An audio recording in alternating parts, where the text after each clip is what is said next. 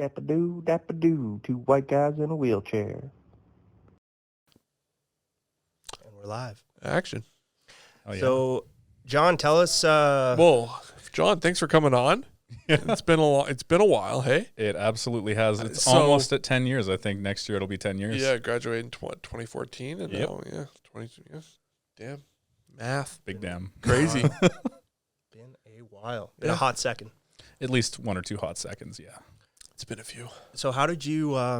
First of all, because I think you texted me when I put something up on Instagram, say, "Oh, you got a podcast going?" Yeah, I was something curious. like that. It looked like a really nice setup in the I think it was Instagram post, and I was like, oh, that looks cool. I wonder what you're doing that for, because prior I didn't know that you were getting into the podcast space at all, so Yeah. I wanted to come by and check it out. Here we are. Yeah. Yeah. And okay, so when I asked you on, what were some of your initial thoughts? I think the first thing I was curious about is like, what is the content of said podcast? Because podcasts are getting to the point where it's really, really like oversaturated these Yep. days. Oh, like for there's sure. like there's a podcast for everything. And you're like, what are these two fucking idiots doing now? Well, I have no recollection. Like I don't know what you guys have been doing for the past 10 years, basically. So it could have been anything. Yeah. So I was curious to come check it out, and here we are. I guess that's kind of what it falls under, too, hey? Yeah. Everything and anything. Yeah. Yeah. From Calgary. As long as it's related to Perspective. Calgary, yeah. Yeah. Or and less, yeah. or Eric or I. Yeah. Got it. So yeah. we're not too limited to the Calgary. It's like it's It- kind of it's like like that's based where- in Calgary, but Okay. Branches out from there. yeah. Yeah. Well, we check a few of the boxes here then. I think we're checking a few of them. Yeah. Sweet. So, John, tell us a little bit about your past.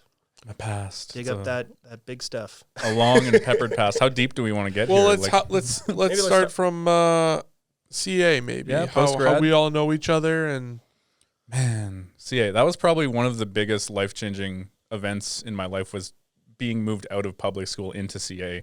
Honestly, When did you go into? I started in grade 4. Okay. So I was- okay. Yeah. So we would. I would all have been kind of know there each in grade 3. Yeah, I think you guys were there prior. He came in grade 5. Okay. So Oh, yeah. Eric was there prior for sure. Yeah. So and then I Yeah. kind of tagged I'm along afterwards. I'm a vet. You're an old vet. Yeah. Yeah. Well, so are you. Sounds like. Yeah. Yeah, since grade 4 or 5. Yeah, before there I was in public school, and I had a really bad experience. What public school were you going to? I don't want to smash on their name. I'm about to Fair say enough. some unpleasant Okay. things about Okay. them. Fair It enough. was an unpleasant experience. Yeah. But like I had undiagnosed ADD basically all through public school, and it got to the point where I was doing like unfinished work, and my teacher would put my work up on front of the board, separate my desk from everybody else, and put it up underneath the work. It's basically the equivalent of a dunce cap in public school, and just be like, hey, don't be like this kid. And then once my mom was like, hey, this doesn't make sense that he's struggling so much. Like, he's a bright kid. We went, got certified, got like psych eval and all that fun stuff. And they're like, he's got really, really bad ADD. And then the school is like, oh, we'll do whatever we can, because they get extra money to help support people who struggle with any kind of impairment like that. But at that point, my mom was like, okay, we're going to move you to a school that's focused on actually helping people who struggle with that. Have you? Sorry. Go ahead. Well, I was just so they basically put your work up on display going, Yeah, don't- unfinished work with like a big F on it. It's just like, don't be like this kid. Imagine doing to that someone now. Imagine the I don't think it would fly. it would not. Yeah. Yeah, I'm just thinking of the scene from Game of Thrones where she has to walk through the public square Shame. naked. Shame. Yeah, I'm glad they didn't make me go naked in the front of the class. Oh god. Yeah, Yeah. that might have been a lawsuit or several. Yeah, yeah. Evokes a similar feeling though, right? It's like that Yeah. you're still. It's like you're it's still it's shaming the kid, scrutiny. right? Mhm. Yeah, yeah.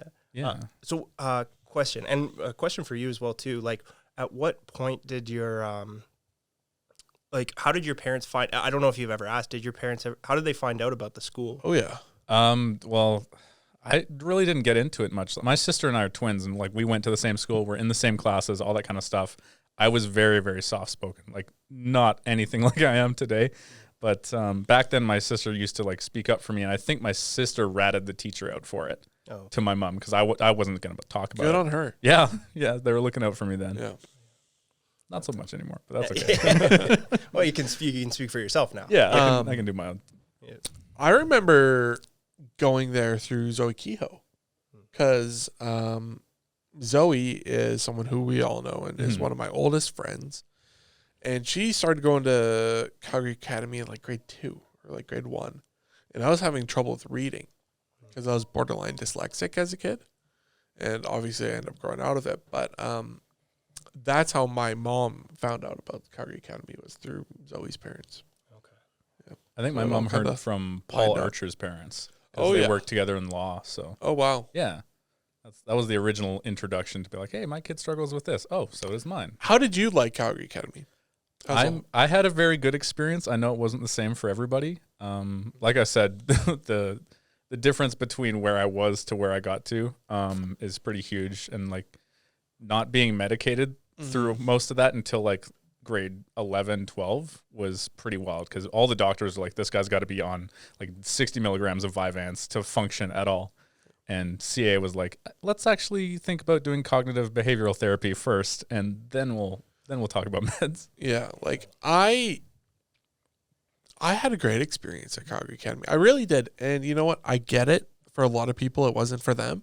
But for me, and in my formative years, I think it was a huge, huge boost. Yeah. How about yourself, Raiden? Yeah, I agree. I think for me, it's always tough because I don't think I knew anything else. You did abandon us in grade 11 for about... Yeah, I did. Which, yeah. No, Didn't not know- grilling you on yeah, that. Yeah. But yeah, no, I think I think the smaller class structure for me, I think it not only was it good for like, I think like learning, but I think it was also good for me, like Like the social aspect? I think the social aspect, like you didn't like. Are you trying to say like the scale of public school is a lot Yeah, more intimidating? That's something sort of I thing? noticed. So it's tough because it was like your priorities are a little bit different from, I think, when you're in elementary or middle school to high school. Like what's important to you kind of shifts. But I think that's something that I noticed. I think in high school more was like, and especially I think I struggled to make friends kind of when I went to public school a little bit, because I wasn't used to kind of there was a lot way more kids, and then as well I found it as like, oh, like, yeah, you kind of just go from class to class with people at CA. And then I kind of struggled where it's like, oh, you're in this class, you're separate, you're kind of going all these other ways. And I don't know. I and maybe my experience is unique. I don't know. I didn't really find like a group of people to kind of like fit in with. So at Central when I left. Well, Yeah. from what I hear, public school is quite cliquey. Well, It has to be. yeah. Right? Like, because I there's so get many it, different yeah. groups of people, and you're not in the same kind of class structure like you're at CA, where Yeah, for you sure. are working with the same group of people from class to class to class. Yeah. Yeah. Yeah. So yeah, I don't know. I always find it hard to judge because it's like each person has their own experience, right? So it's like, For sure. yeah. So, yeah. Okay. So, question for you: when do you remember first meeting either Eric or I? Oh, that's Because quite a throwback. Yeah, because we would have been all pretty young, like kind of like grade 5, grade 6, 5, we'd all roughly. be Because kind I of, like, think mixed grade in 4 or together. 5, I was not talking to many people. I was just Yeah. like trying to get the lay of land and I understand. actually have a memory about you, and I'll throw it out here. It's a good one. It's pretty funny. At the time, I was furious, but now I've let go. I don't remember what I did. Oh God, it's pretty funny. That's why we So- actually invited you here I to see, hash yeah. this out. Yeah. So I can't remember what grade it must have been, like grade 6 or 7, but it was a triathlon that we all did. And there Oh, was- fuck. I know there where was this is going. swimming, Yeah. biking, and running, obviously. Yeah. And I was in the swimming portion, and I remember I was right behind you, and you were a good swimmer. I was a competitive swimmer in high Exactly. school. Yeah. and I was behind you, and I don't know what happened, but I ended up getting kicked in the face mid swim, and I was like borderline concussed, like I was like choking, and I was like, what just fucking happened? And then I see you, and you're just like blasting through everyone. I was Yeah. like, what the fuck? I didn't even And then- realize. Yeah, and then I remember, and I was like, did I just get kicked? I didn't know what happened at first. And then one of the teachers was like, just get out. Like, you don't know what's going on. Just get out of the You water. are concussed. Do yeah. not drown. And then Rob ended up catching up to like He was the biker in ours. Mhm. I don't know who our third was, who our runner was, but might have been you. Yeah, could have been. Yeah. Yeah, you guys all seem pretty close knit throughout high school. Yeah. We were, yeah. When Well- when was this one? This was because that happened. I think. This would have been grade 6 or 7. Yeah, that was middle school. Yeah. Yeah. But yeah, to bring that back, good job. That was a sturdy kick. Yeah. You could Gotcha. you could be in the UFC by now if you were. Well, I mean, I did Muay Thai Proceed. for a little bit. But Oh, did you yeah, really? we'll circle back to that. Okay, First, cool. apologies for not even knowing I kicked you in the head. No worries. I'm pretty sure I elbowed don't think Dylan I Gillespie in the remembered. nose as well because I was just like pulling through, right? Yeah. Body is water no matter what it was. It was Well, just like move like- through Yeah. it. Yeah. Well, you were there to win. You were Yeah. there to race. Yeah. It's the one thing I was good at. No prisoners. That's funny. So that was your first. That is one of my core memories of yourself. Oh, I have a much more pleasant first memory that comes to mind when I think of you, and I think it was one of your birthday parties. Oh, okay, at, cool. At your parents' place. We had like the Norwegian waffles, and I remember Zoe being there and your brothers and just kind of hanging out and having a casual. I don't know if it was like a Wednesday afternoon when we had the day off. The half days. The half days. Oh, those were great. Those were great. Or if it was a Saturday, but it was just like a nice place to hang out, and your family was all really pleasant. And that's kind of the main core memory I've got from. The waffles are a big one. Yeah. For anybody listening that doesn't know, my mom at hashtag or at Toral's Table does a specialty Norwegian waffle mix, They slap. and they got organic, and they got like a gluten free, and they got the regular one, and they're all super delicious and super healthy, great family friendly food.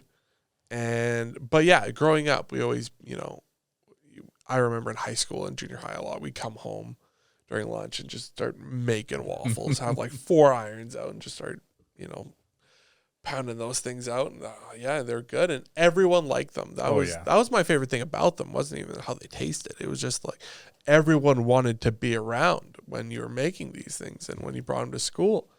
And The power of waffles. The power Brings of people waffles. together. People together. Yeah. Exactly. Yeah, man. Those waffles are so freaking good. I'm going to bring some in one of these next podcasts. And we'll just... Yeah. That's the whole podcast. It's just going to be us making waffles. It'll be a waffle review. We'll Oh bring my different god, toppings. that'd be great. That's Underrated so topping for waffles: maple syrup and bacon. Oh, no. You So put it together. that's not a bad. My mom does these waffinis. Waffinis? What's Yeah. that? So it's a waffle, egg, bacon, and syrup. Mm. And it's Yeah, that sounds really good. Yeah. Highly recommend. Not to go because I know we all struggle with ADD or other things here. Like, Correct. I want to loop it back around to my first memory of Raiden. And I think this was. Do you remember Miss Merritt? I remember Miss. Yeah, hard to forget. But I think I've got some funny stories there too. But I think I it was remember in as an wrestling. awesome teacher. No, they were also an awesome teacher. Yeah. Yes, one of my favorites of Raiden. Pull it together, man. Oh man. But we were in wrestling class together. You know, Oh, I forgot about when that. you had to fight for the ball in the middle. I remember you and Rob and who else was it? I think it was mostly you guys. Like there was a few of us who were like kind of the bigger guys in the grade, just always going for it. And you were one of the faster ones out of everybody else because you're just like Spider-Man crawl through it. Spider Monkey. Out of the 3 people in this room, I've been kicked by you and elbowed in the face by this guy. Basketball. Oh, yeah. Your I'm not rebounds, his surprised. technique, he pull down the rebound, elbows instantly come out, and then he just starts swinging Yeah. just to get free. I've But- elbowed so many people in the face. But hey, So it's I've like lost- I get scared. just I'm like another one. I'm Yeah. not going for that rebound if Raiden's right there. If I've ever elbowed you in the face, I'm sorry. Yeah. But it was for was for for the sports. team. It was For for the- the team. Yeah. For the goal. Yeah. In and out for the boys. Yeah. That's hilarious. I totally forgot about because I think that must have been grade 6 or grade 7. Yeah, or it's all something like early, that. early memories. Yeah. Yeah, Wrestling would have I been like grade totally 7. forgot about that. And because what I remember about that was so fun is we'd have to like roll up or roll down, roll out or roll up the mats kind of before or that took after. so long. And it was in that multi-purpose room always. And Yeah.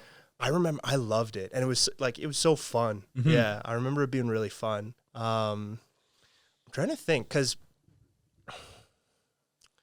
I have like lots of memories where it's like they're core memories, but it's not like it's not directly associated with you. It's like you're kind of like whenever I'm adjacent to it. Yeah, you're adjacent to it. And then I think I don't know if we really like super connected kind of like during that time period. I think we're always kind of separate groups. Yeah, for separate sure. groups.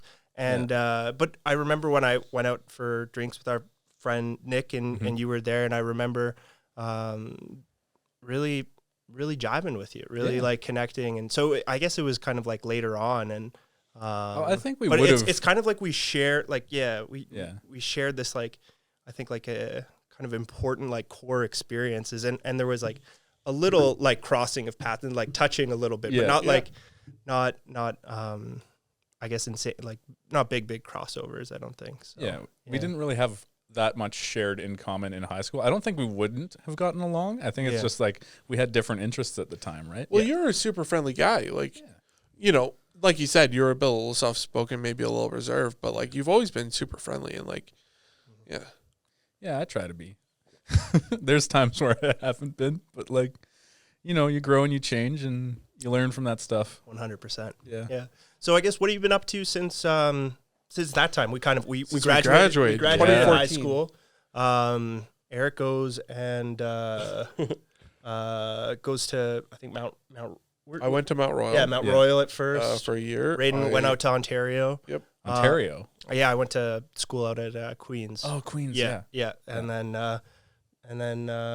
we. I had a bit of a hiccup down in Mexico. Yeah, Eric got in a nasty fight. Yeah. Should see the other guy. Yeah. I don't want to see the other guy. I can imagine. Yeah. And and I guess like so I guess Eric's been in I've been home, Yeah. Calgary, doing multiple different projects here and there. yeah, and then I've been back for about 2 years now here, and then so take us through your where journey. has Where have you Sean- been since then? Oh, I've been back and forth between a lot of different places.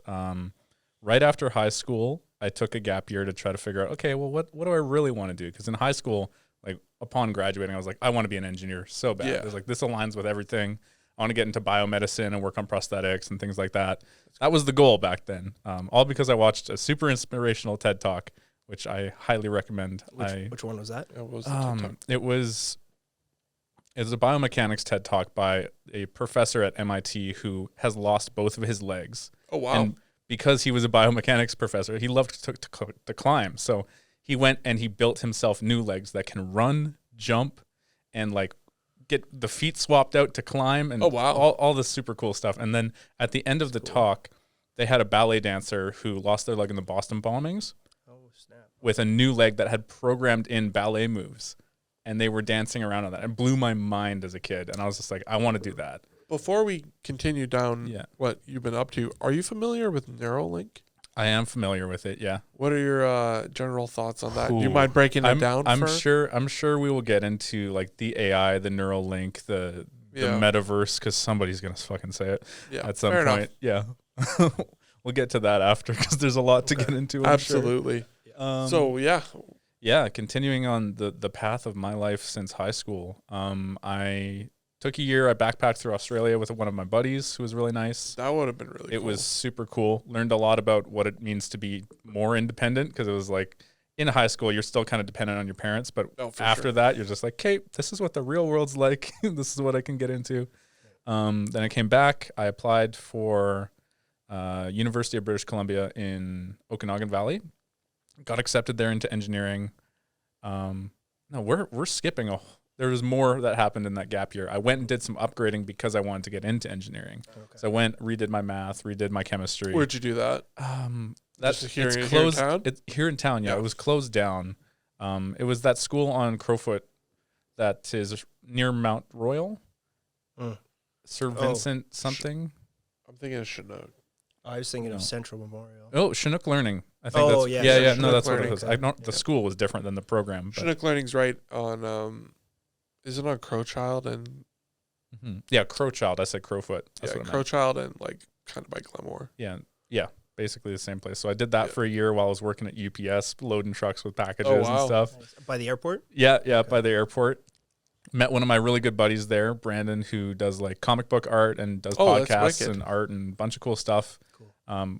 Never thought we'd be buddies, but like after grinding through that kind of work, I was like, okay, yeah, I think we can be friends. Yeah. Then after that, went to UBC for 2 or 3 years. Realized that engineering was not the right pick for me because, like, yes, the science, the tech, all that stuff's super cool, but I hate math to the point where it's like it's not worth it to do that for the rest of my life. Because what I really fell in love with at UBCO was 3D modeling and design, and doing like CAD software and SolidWorks and figuring out how to take a drawing and turn it into a 3D object and do the reverse, right? And that stuff was super cool. Really got into that, and then left UBCO at I think 2016 or 2017, and came back to Calgary for a little bit, and broke my ankle before coming back. It's really hard to sum up like your whole life, because there's so many really important things that happened while I was at university. But if we're just going to talk about the school track, we'll run that through, and then we can go back if we want. Yeah, absolutely. And then I came back, took another year to work and save up some money, and then went to SAIT for engineering, drafting, and design because I thought that was just going to be 3D modeling, all the stuff that I loved from engineering. It was not. I learned about concrete and soil basics and like construction stuff and like a little bit of CAD, a little bit of the design stuff that I loved and I craved, but wasn't mostly the other stuff. Mostly the other stuff. So I dropped out of that program as well. And keep going. Yeah. Ignore me. From there, I was really kind of stuck. I didn't know what I was going to do next because I had tried a bunch of different engineering things. There wasn't a set path forward for me. So I went back to work. I worked actually just next door at the Calgary Shooting Center as a range officer for a year and a bit, which was you mentioned it was fun, but there's a lot of sketchy or scary stuff that happened. I've just a little tangent on my end. I've never been more scared in my life than at a gun range. And that's fair. You got to have respect for what your environment is, and that's to be like I'm not a gun person or anything like that. But it was down in the States.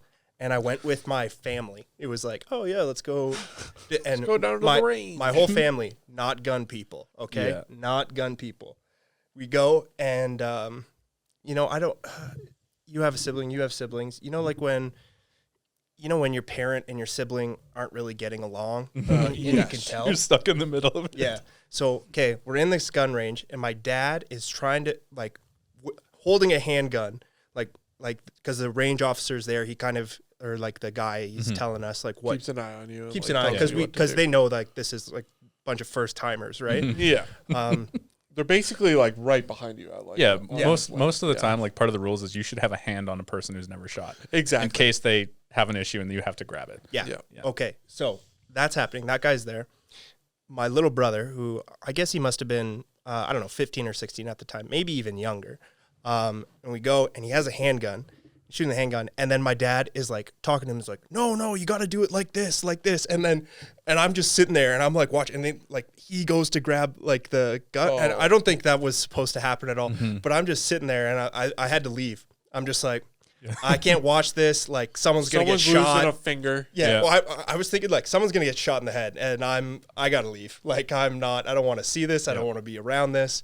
I'm leaving, and that was the most stressed and in like fear that I had. Like scariest moment for you? One of the scarier moments in my life for sure. I was like, someone's gonna get shot in the head. I don't want to see this. I'm leaving. What about do you go shooting ever? Yeah, I've got a membership there. My brother, one of my brothers is a big gun guy. Yeah, I like to tinker, and like for me, firearms is like almost cathartic in a way that like the process of cleaning and building things and putting it together and like working with machined parts is really pleasant for me.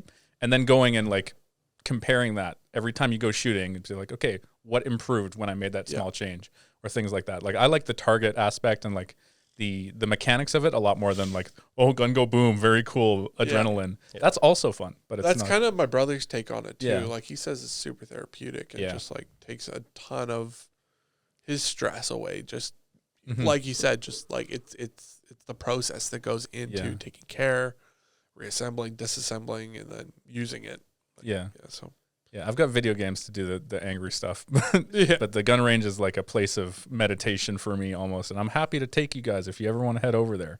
Yeah. I'm Yeah. just strap on a couple of assault rifles Yeah. under the whip. We're trying to figure out a way of we're sending Rick over to the Ukraine. Yeah, Yeah, he's going to be a tank type feature or tank type or feature. Basically an like Iron Man. Yeah, tank type build. Tank build. Okay, like fully Over armored there. sides. Yeah, we're going to get a track system.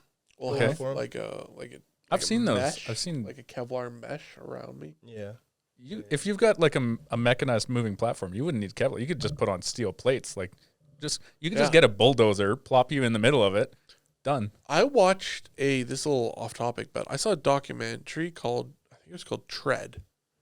And it's about this guy who basically jimmy rigged his own tractor This is the killdozer. into a weapon of like unimaginable proportion. It was crazy what this guy did in his garage.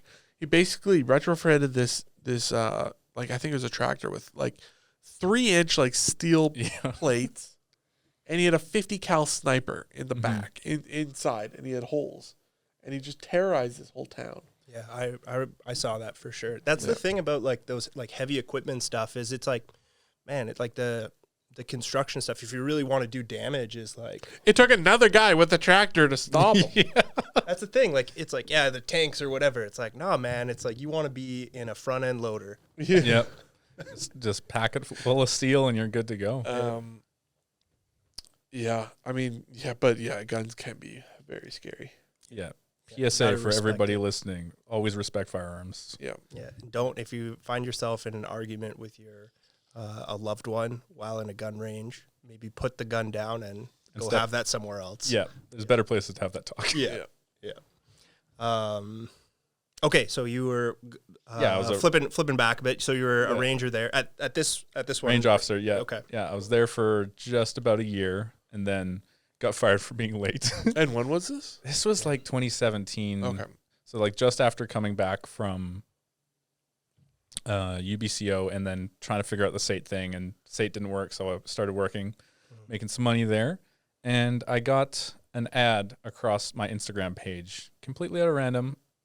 Actually, might not, now that I think about the algorithm that may have predicted that. Those bastards listen to you. Oh, absolutely. It's like predictive marketing. It's a whole software that you can get into. But I had just got an Oculus headset for Christmas that year. I'd never had an interest in VR prior, and I was like, man, this is so cool. I put it on, and it literally, that moment, that first interaction, I was like, this is going to change everything. For at least for me, I thought the world at that point, because of course you're young and idealistic about things. And I got into playing a bunch of different games. One game that lets you like fully embody yourself and have an avatar that moves with your hands and your legs and stuff like that. So that game I got super involved with, and I had this moment because like going back, Halo was like my favorite game growing up. Great game. Always has been. The Halo whole 3? series has been awesome. Halo 3 is like my first multiplayer experience I ever had. Okay, yeah. That was formative in my best friendships for so long, because like me and Justin would crush it till like midnight. Yeah. Before, but For me, it was MW2. Same here. MW2 was also high tier back then. But Halo always had the story element that I really, really loved from it. And I'm a big sci-fi guy, so I was in this VR game and I could step into the suit of Master Chief. So I saw the helmet and I had the armor and everything, and I was like, all of my childhood dreams had been satisfied at that point. Yeah. And that really inspired me to really get into VR a lot more. And scrolling through, I don't know, a few months after that, and I get an ad for Vancouver Film School that says brand new VR AR design and development program, looking for applicants. And I was like, damn, okay. Because I've got 3D modeling experience, and like I had been building avatars for this game. And I was like, okay, you know what? I'm just going to whip everything I have together and apply. I'm just going to shoot for the stars with it. And I waited for like a month or two, and they got back to me like, hey, out of like 400 applicants, we picked 14, and you're one of them. And I'm like, holy shit. Like, Let's go. yeah, I didn't even comprehend that had worked out the way, because I had always wanted to do like VFS for acting because I was big into acting and drama in high school and stuff like that. But actually, that's the first. that's the first memory. The first memory is it was I think you and there was a few other people, and I remember I think I was leaving a practice at because usually sometimes our practices or sometimes for like sports in high school or middle school. It'd go kind of after class, and I remember leaving, and I remember it was I can't remember. It was you. It might have been actually Zoe. I bet it was Zoe. Yeah, Zoe was in drama with me. And a lot, you guys were like filming some sort of zombie Oh my god, yes. movie type thing. And I still have the remember clips from that. I remember thinking that's like two things, okay? Both are true. And I don't mean to be mean with this, but it's like I remember, that's weird. But I'm also like I wish I had the confidence to do that. Like I was like I think I was at especially for like drama stuff I think early on, and what I'm finding now is like I'm liking that stuff more, right? Like in like these creative things, like this podcast, like these creative endeavors, I'm enjoying that more. I wish I was into drama as a younger guy. That would have been really cool. Yeah, I think it's really, from a younger person's standpoint, it's really nerve-wracking to get into. Like I was pushed into it, and then I kind of just embraced it. I was like, okay, I'm here now. Let's try to make the best of it. Yeah. And I really started to enjoy it once I was a part of it. But how'd you get pushed in exactly? so family or not necessarily family, but like I had been friends with a lot of people who were in the drama program, either grades above us or stuff like that. And they're like, dude, you have to do it. Like you'd really love it. And I was just so nervous, and like being the soft-spoken guy I was, that was like the turning point actually, now that I think about it. Like grade 10, going from soft-spoken John to like confident, outgoing, trying to do whatever they want John was drama, and like finding kind of myself and allowing myself an outlet to be like, okay, I'm going to act confident until I am confident. Right. Yeah.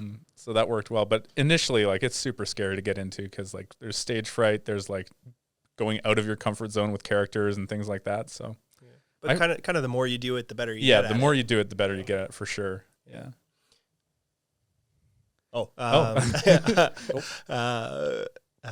Shoot. Sorry. Before I interrupted you. Okay, you were going to. You got accepted into the program out in Vancouver? Or Yeah, Victoria? it's in Vancouver. Okay. Yeah. So Vancouver proper, got accepted, had to delay the start date by a year because the person that I was seeing at that time struggled from disabilities and stuff like that, and I was kind of their support at that time.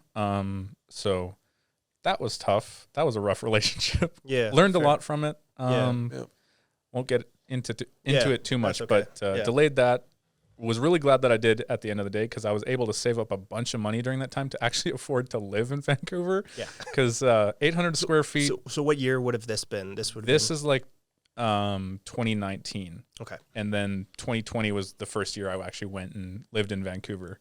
So right in the pandemic. Literally, I got downtown Vancouver. I'm like, man, I'm going to love living down here. There's so much stuff to do. Stay inside. Such a cool city. And then like 2 weeks into my program, it's like, okay, everybody's getting locked down. I was like, oh, fuck. I'm paying $2,500 for 800 square feet a month to sit inside. I had a nice view, but that's about it. Yeah. I did all my work in a closet. Was it worth $2,500? Debatable. Yeah. No, it wasn't. But I did all my work in a closet. I moved the PC into a tiny little closet in there because that's all the space that I had. God. Jeez Louise. Yeah. And were you living by yourself out in Vancouver? I was living out by myself there, and had a pretty good experience at school. I'd highly recommend it if people are interested in getting into any kind of arts or creative stuff. They're probably one of the most highly awarded schools in Canada, and like every major movie that you guys have seen lately that has CGI or animation probably has grads. Like Avatar had people working from VFS, and like a lot of Disney movies and like Frozen and stuff like that. Last of Us had a bunch of people. I got buddies here in Calgary who were doing PA stuff for Last of Us, which was a lot of fun. Yeah. Cool. PA meaning? A production assistant. Okay. Yeah. Yeah. I was really sad that I couldn't get involved with The Last of Us here, but like I've been out of the local Calgary acting scene for the past like 6 years because I was back and forth between VC and here. Do you know anyone that got to work on it? Yeah. My buddy Sam Coyles was with PA on The Last of Us, and he shout out Sam. Big shout out to Sam, my man, little British fellow. I don't know any of the actors, but I'm sure like if I go through my list of like network connections and stuff here in Calgary, I'd probably find somebody. But it was a really big production. I'm glad that more of that's coming to Calgary because it's super. Like I'm self-proclaimed like TV and film buff, but I mean, you'd love my friend Brandon. Yeah. I think I'm gonna network you guys after this. Okay, deal. Yeah, because I don't know. It just seems like, well, things are super affordable here compared to, shooting down south. And we have a very powerful and dynamic landscape. And there's a lot you can do here in Alberta. Like, they're shooting the new season of Fargo here right now with John Hamm. And yeah, it's cool to see. And they did Prey here as well, that Predator movie. Prey was so which good. was badass. Yeah. I don't know. I'm just really grateful, and I think it's super cool that they're bringing all these projects here. Yeah. I gotta check out Prey. I don't think I saw that one. I love like Predator? Predator and Alien. I love that. What do they call it? IP? Yeah. My dad said that the scariest movie he had ever seen in theaters up until that point was Alien. Mm-hmm. And it was like one of the first like sci-fi horror movies to really like. It was more visceral than a lot of the other ones that came out at that time. And it was just like in your face about like, oh, this is terrifying and gory and stuff. Yeah. This is Prey that we're talking about? this is Alien. Yeah. Okay. But Prey, if we're going to cycle back to Prey, my high praise for it is like they recorded 2 versions of it, right? So they've got the English translation version, but they also have like, it's one of the first major films that has First Nations language as a viewing language in it, which is fucking awesome. It's really cool. Yeah. They did a lot for I wonder what the language is, like what it's called. Is it like I don't want to get this wrong. Yeah, I don't want to get it wrong All right, either. fair It's enough. local to Alberta. Yeah. Cool. Yeah, I know that much. That's pretty wild. Mm-hmm. That's a cool thing. Yeah. Really good movie though. All right, I'll put that on my watch They list. also did my friend a really close family friend of ours. She was in a TV show called Under the Banner of Heaven with Andrew Garfield, Daisy Edgar Jones. It's based off of a book by John Krakauer about this pretty traditional Mormon family that was living in Utah, and I won't spoil too much, but there's a murder inside this community, and this Mormon cop played by Andrew Garfield, he has to investigate and find out who did this in this huge Mormon community, and kind of I can imagine really the good. difficulties that come with that. Really good show. Yeah, it's on Disney. Oh, okay. It's a show or is it It's a TV movie? show. Oh, okay. And my friend, she has like, it's not a huge role, but like you see her like a good amount in the show, and it's like, oh, Hey, I know you. hey, That's sick. Yeah, they filmed Hell on Wheels out here too. I had my neighbors were on that. There was like the old fat bartender. Yeah. that's cool. Yeah. And like I'm still involved in like local film and stuff like that and Yeah. branching out. Like Brandon, the guy that I was telling you about before, him and I opened up a production studio during the time. Really? Yeah, it was awful. We made one short film that we released to YouTube. I think we had a budget of $800 that we all pitched in, but we had a connection in the community from Vancouver Film School who lent us $30,000 in their film equipment to film it. So that was the kicker. That's a hookup. Yeah, right there. Shout out to the business we're in. Check that out on YouTube if you like assassin movies. Have you worked with Ben Dawson at all? I haven't. I've wanted to. I reached out to him when I was in Vancouver, but didn't really get much communication back and forth because they're super busy. Yeah, that's what I hear. Yeah, and then recently I worked on another film called Elon's Revenge, which is coming. It's all local indie film stuff here in Calgary, and I played like just a background character, and like they used my Mustang in the video for it. That's and yeah, it was a lot of fun. There's a lot of up and coming local filmmakers that Would you ever want to get back into like acting? I'm currently still in it. Yeah, I do like it as a full-time thing. not as a full-time thing. I don't have.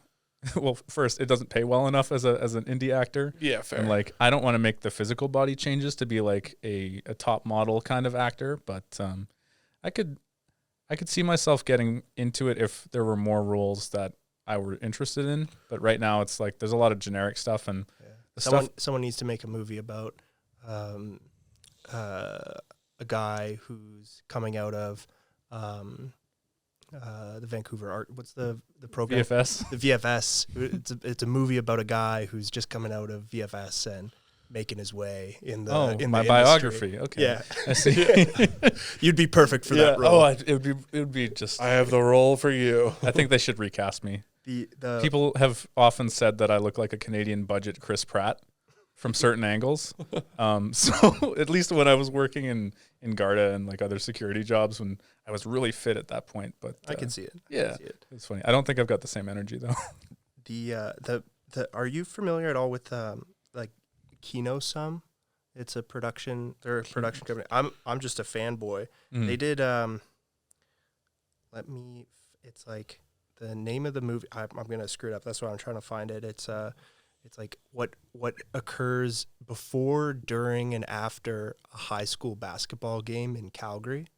Okay. And it's it has the actor's name who's in Kim's Convenience. At least I think that's him. Mm-hmm. I might be wrong, but I haven't heard of it. No. Well, okay. It was a little indie film, also shot in Calgary. Yeah. Can I ask you? Yeah. What are some of your favorite like IP, like just movies and TV shows? Oh man. I think my Get a favorite. vibe, a sense for what you're into. Yeah, definitely lots of sci-fi, lots of thrillers, lots of that kind of stuff. Altered Carbon was probably one of my favorites recently. One of the best pilot episodes I've seen in a long time. Yeah, and then, what have I been watching a lot? I don't do a lot of TV and movies.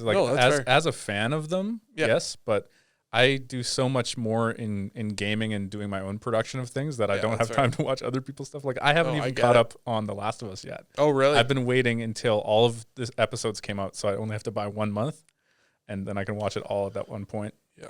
But yeah, definitely Cyberpunk Edge Runners was really awesome. Arcane, lots of animated things that have been coming out. My brother loved both of those, like a lot. Lots of the animated stuff coming out on Netflix right now is awesome. Castlevania? I have seen Castlevania. That's another one. We could just keep blasting off awesome animation stuff lately. 100%. Yeah. What else? I've been rewatching The Walking Dead. But like after a certain season, I just kind of after the whole Negan baseball bat. Yeah, it kind of went downhill. I just couldn't watch it after that. I was just like, you know what? It was. I think I get what they were trying to do, but I think it was too much for cable, frankly. Yeah, and that put a ton of people off. But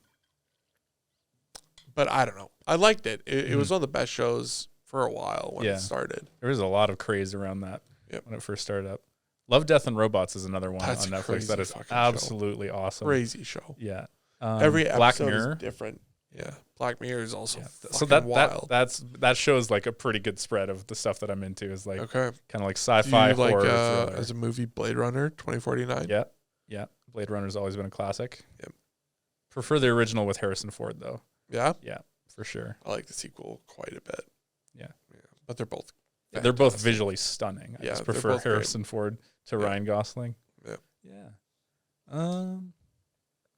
A lot of content out there. That's for sure. What about you? What's so much?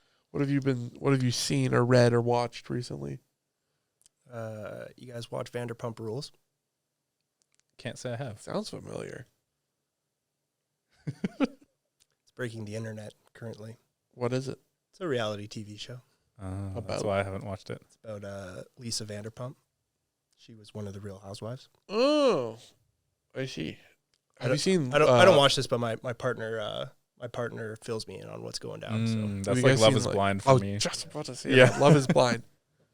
Crazy show. Yeah, That's the one where they get blindfolded, right? And then they have to hit the button. Is that what I'm thinking of? No, Love Is Blind. No, that's a different one. Love Is Blind is like they're in separate rooms, getting to know each other, and they don't get to meet, and they have to like get married after they pick their person, and it's very cursed. The one I'm thinking of, it's like they'd be sitting across from a table blindfolded, and then there's a button. And if you don't want to keep going on the date, you hit the button, and it'll just beep red. And sometimes it is fucking hilarious, some of the reactions you get from people. I haven't seen that one. It is really funny. Like, this one guy heard this girl talk. He's like, hey, how's it going? She's like, I'm good. How are you? And he was like, button. Immediately. Yeah, it was really funny. I feel like I've seen a Vice version of that, like the Truth or Drink games or the stuff like that. Yeah, those ones are pretty funny. Yeah. But to bring it back, so where did we leave off on your story? I had just gotten back to Calgary. Yes. From VFS, or no, we didn't even get to that part. I had just gone to Vancouver for VFS and COVID hit. And then I was stuck there for 3 years. Not stuck, but I got my You were there. I got my degree while I was there and had to move around a lot because rent was expensive, and then like opportunities for work there after VFS, like trying to get into the gaming industry and the VR industry was really rough for the first 2 years. I was super lucky. One of the guys I graduated with gave me basically a handout. He's like, you know what? I recommend this guy for the position because like we went through the class together and he was awesome and would make a really good project manager for this, and he'll help you do Unity development and stuff like that for the game. So he passed me that job because he was from Venezuela and wanted to go back to work there. He was like, I don't need a job in Canada. You take this one. So shout out to Caleb for giving me my first industry job. Shout out Caleb. Yeah. Nice. And how was that experience? It was. You're not still there now, No, right? that was my first job in the industry, but I've moved on prior or past that. It was an interesting experience because it was a startup. Are you allowed to say? I can talk about Yeah, this one. okay. Yeah. So this was for like a VR version of a tabletop RPG, kind of like D&D or stuff like that. It's all done in VR. Oh, cool. Yeah, it was a really cool concept. Really enjoyed it. Was a really big fan of how it had initially been pitched. But as I was working there, since it's kind of the startup culture, like my first interview, I went to an empty office space with 4 chairs and a table, and I thought I was going to be mugged. Because like I walked in there, there's these 2 big guys at a table. I was like, What's you're going to steal my laptop? Like, I don't want to give you my laptop, man. But no, the guys, the CEOs I was meeting with at the time they'd come from Brazil, wanted to start up a company here, and we're super big into game dev and techno music and all this other stuff. So they had this multi-flex space that served as like a DJ school as well as a VR development studio. Oh, yeah. It kind of looked like this, but like budgeted down quite a lot in this building. Yeah. So that was fun. Worked with them initially as one of their developers, and then was promoted to their lead dev to help like organize other people who were being brought on into the team. And at that point, since COVID was still a thing, we were all working remotely. So we had this technical office space in Port Moody, which is awesome. It's so beautiful out there. Yeah. But we were all working from home, and I had to move to Surrey, and this area of Surrey called Whalley, which is super, super run down. And like the apartment I was in had roaches, and I didn't know until I had already signed the contract. Oh, no. So I was stuck there living with one of my coworkers for a year, and then... Roaches? Oh, yeah. Did you just go to war with them? I was able to keep them out of my bedroom, but like the kitchen was... Yeah, common areas, free game. Yeah. I had traps. I called people in to deal with it, but the issue was the building was infested. It wasn't just the apartment. How can they let that slide? I don't know. Apparently it had been happening for like 3 years. When I wrote a big public service announcement, I was like, hey guys, I'm calling this in. If you guys want to get in and like get a part of getting rid of the roaches here, sign this and we'll all get like a company to come in and do it. Community organizer. Exactly. Oh, yeah. And then somebody had wrote like in Sharpie on my posting, it was like, this has been happening for 4 years. Best of luck. And I was like, oh my God, I need to get out of here. Jeez Louise. Ended up getting out of there, finding an awesome place in Langley that only ever struggled with power outages all the time. Langley's a nice area. Yeah. Langley was beautiful.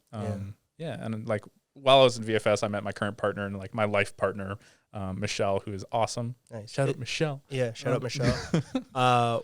And how did you guys meet? What was the? Oh, I'm a Tinder meter. Oh, yeah, nice. I don't have a lot of time to do bar stuff, but bringing people together. It has. It's worked pretty well for me in the past. Like I know not everybody's like, oh, internet dating, but it works for some people. Yeah. Yep. Yeah. And I met them, and like as soon as we met in person, it was like just instantly clicked and realized that we're basically the same copy of the same person, just different genders. It's like, yeah, we can laugh at fart jokes and talk about games and get into that. So that's awesome. Yeah, I was happy for you, man. Yeah, that's cool to hear. It's been going super awesome.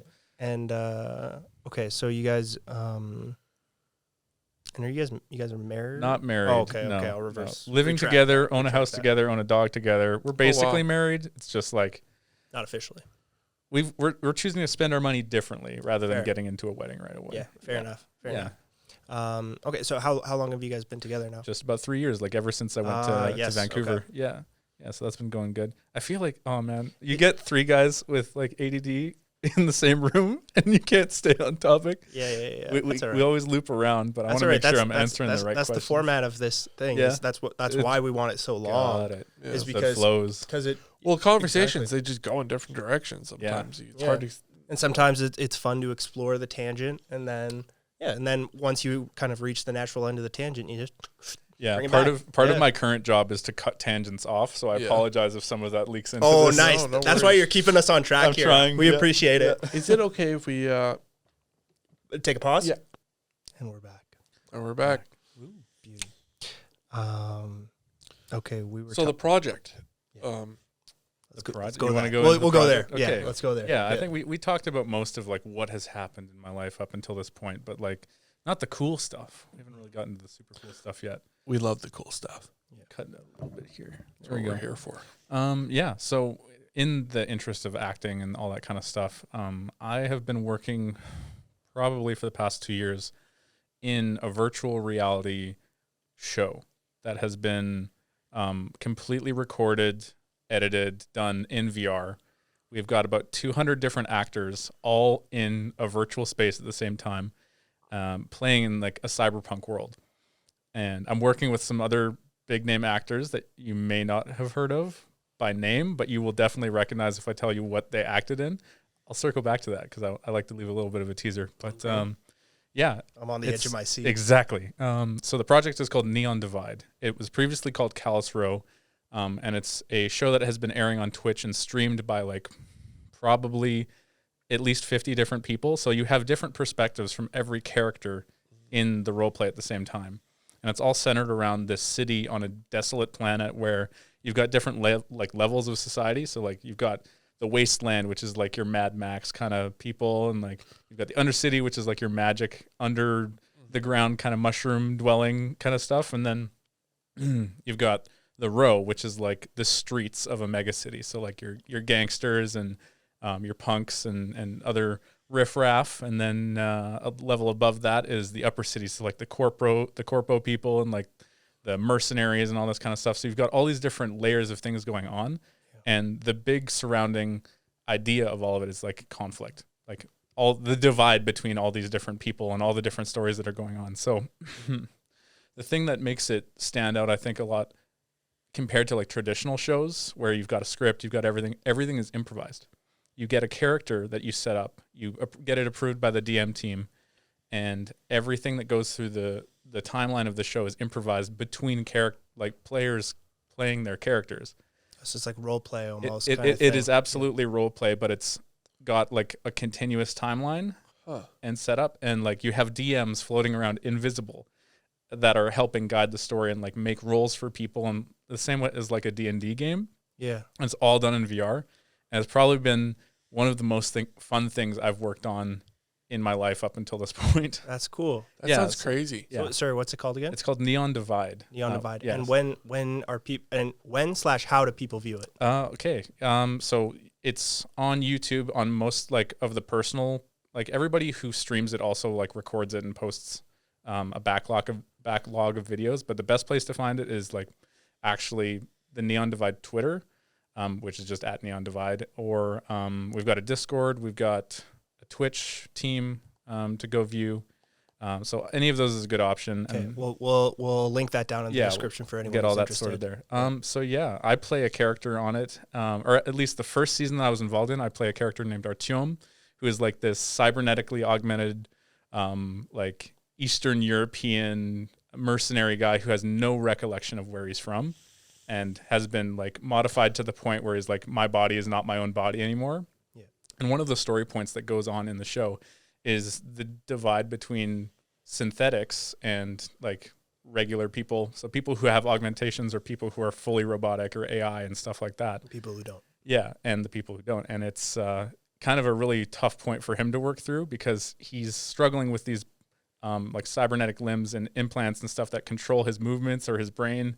And he didn't ask for them. Like he went under and then he had all this stuff done to him and he woke up. He's like, what the fuck? This is not my body. Yeah. So that's been a really fun character to play. Wow. Yeah. And then I work so sorry, just to cut in there. So for each person, Like, because there's multiple viewpoints. How long of a story? Like, how much of an investment in the story? Got it. Yeah, like as a watcher, how So long do how we structure the show is we'll do seasons, right? So every Friday we'll stream for about 4 hours straight of like the show or what happened in that day of the episode.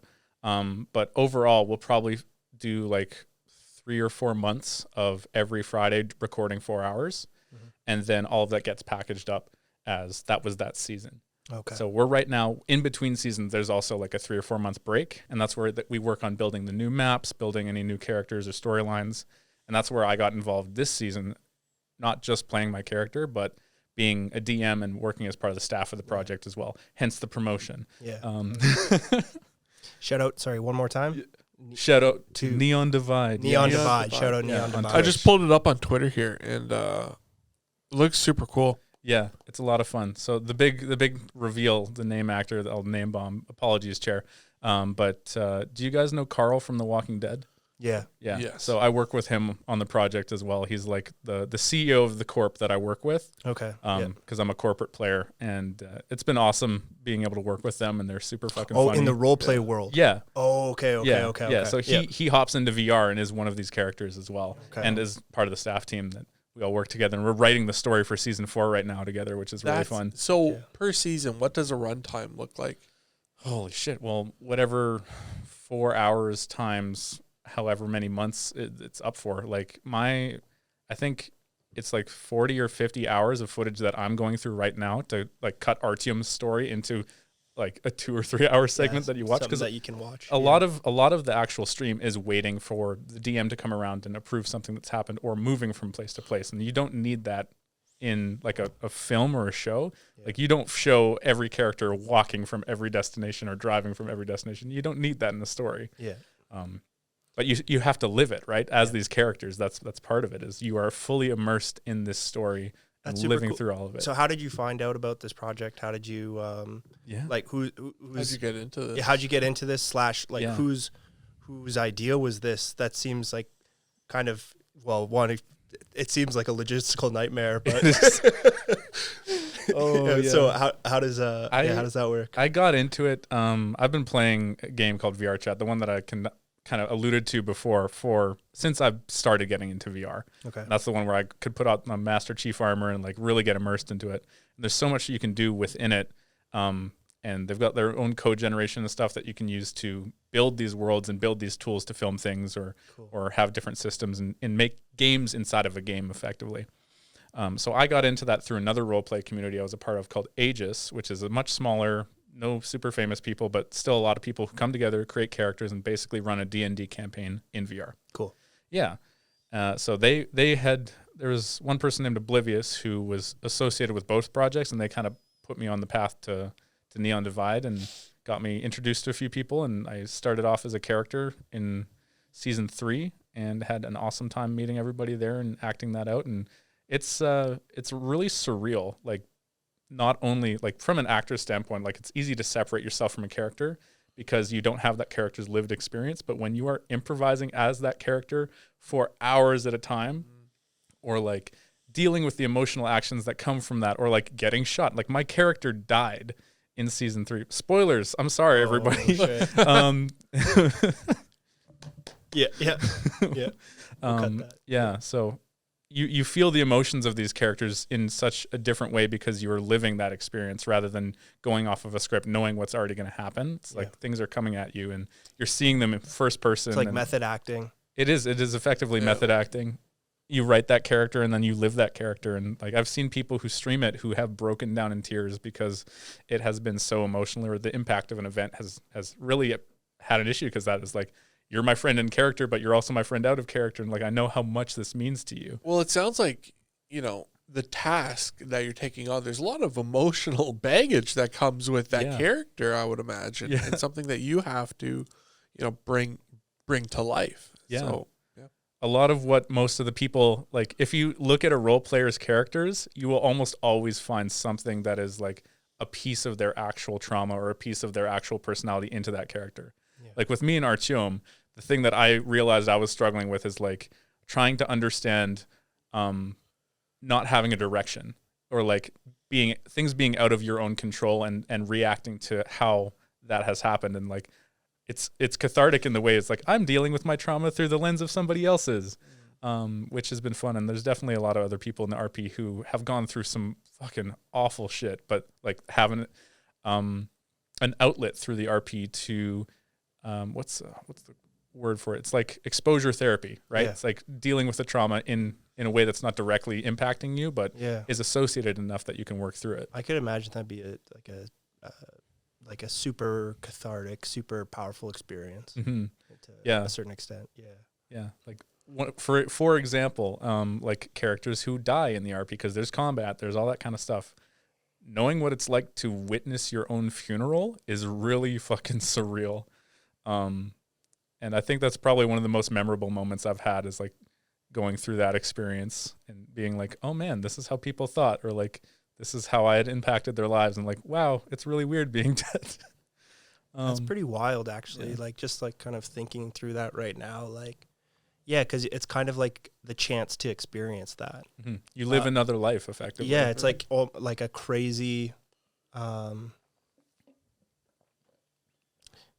a crazy experience, like out of body experience. Almost like an out of body experience. Yeah, it's it sounds super interesting, super cool. Yeah.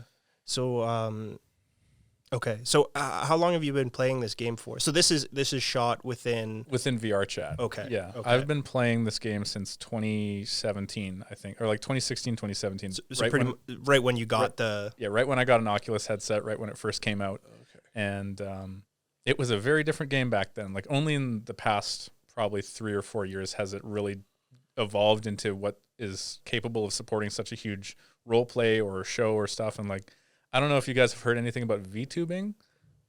No, explain it. No. Okay.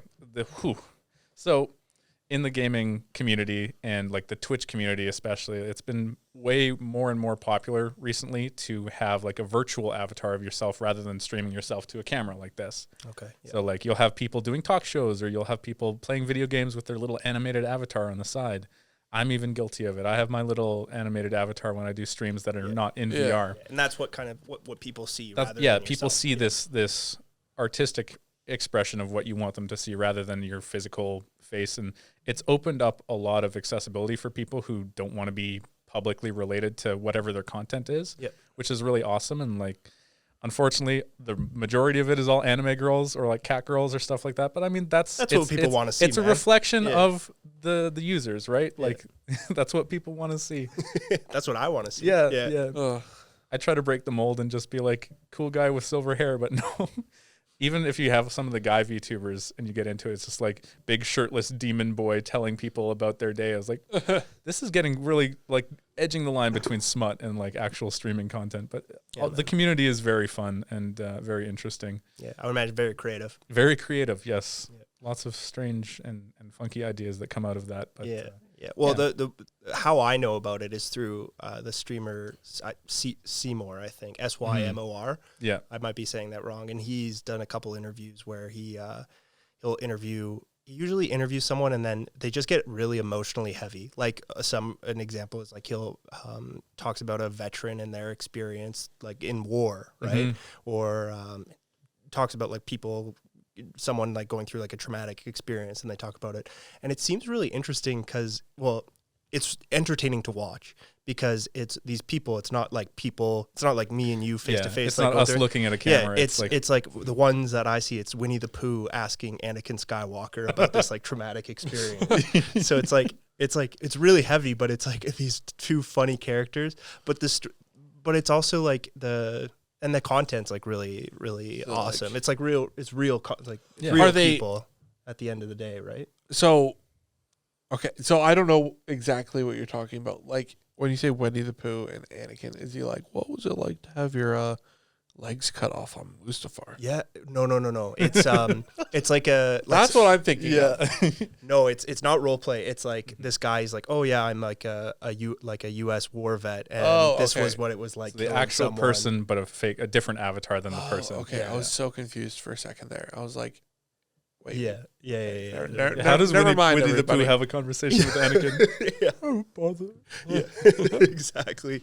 Speaking of that, have you guys seen that horror movie where it's like the Winnie the Pooh characters? I've seen commercials for I've it. only seen the trailers. Yeah, I've as only well, seen too. trailers. I don't think like that. Cocaine Bear, a bunch of other things. Like not my preferred. You know what? form of Me and cinema. my brother watched Cocaine Bear, and it was like cult classic kind of good. Mm. Like it was pretty funny and stupid, outrageous, but it was a fun movie. Yeah. Okay. Maybe I'll Yeah. give it a watch.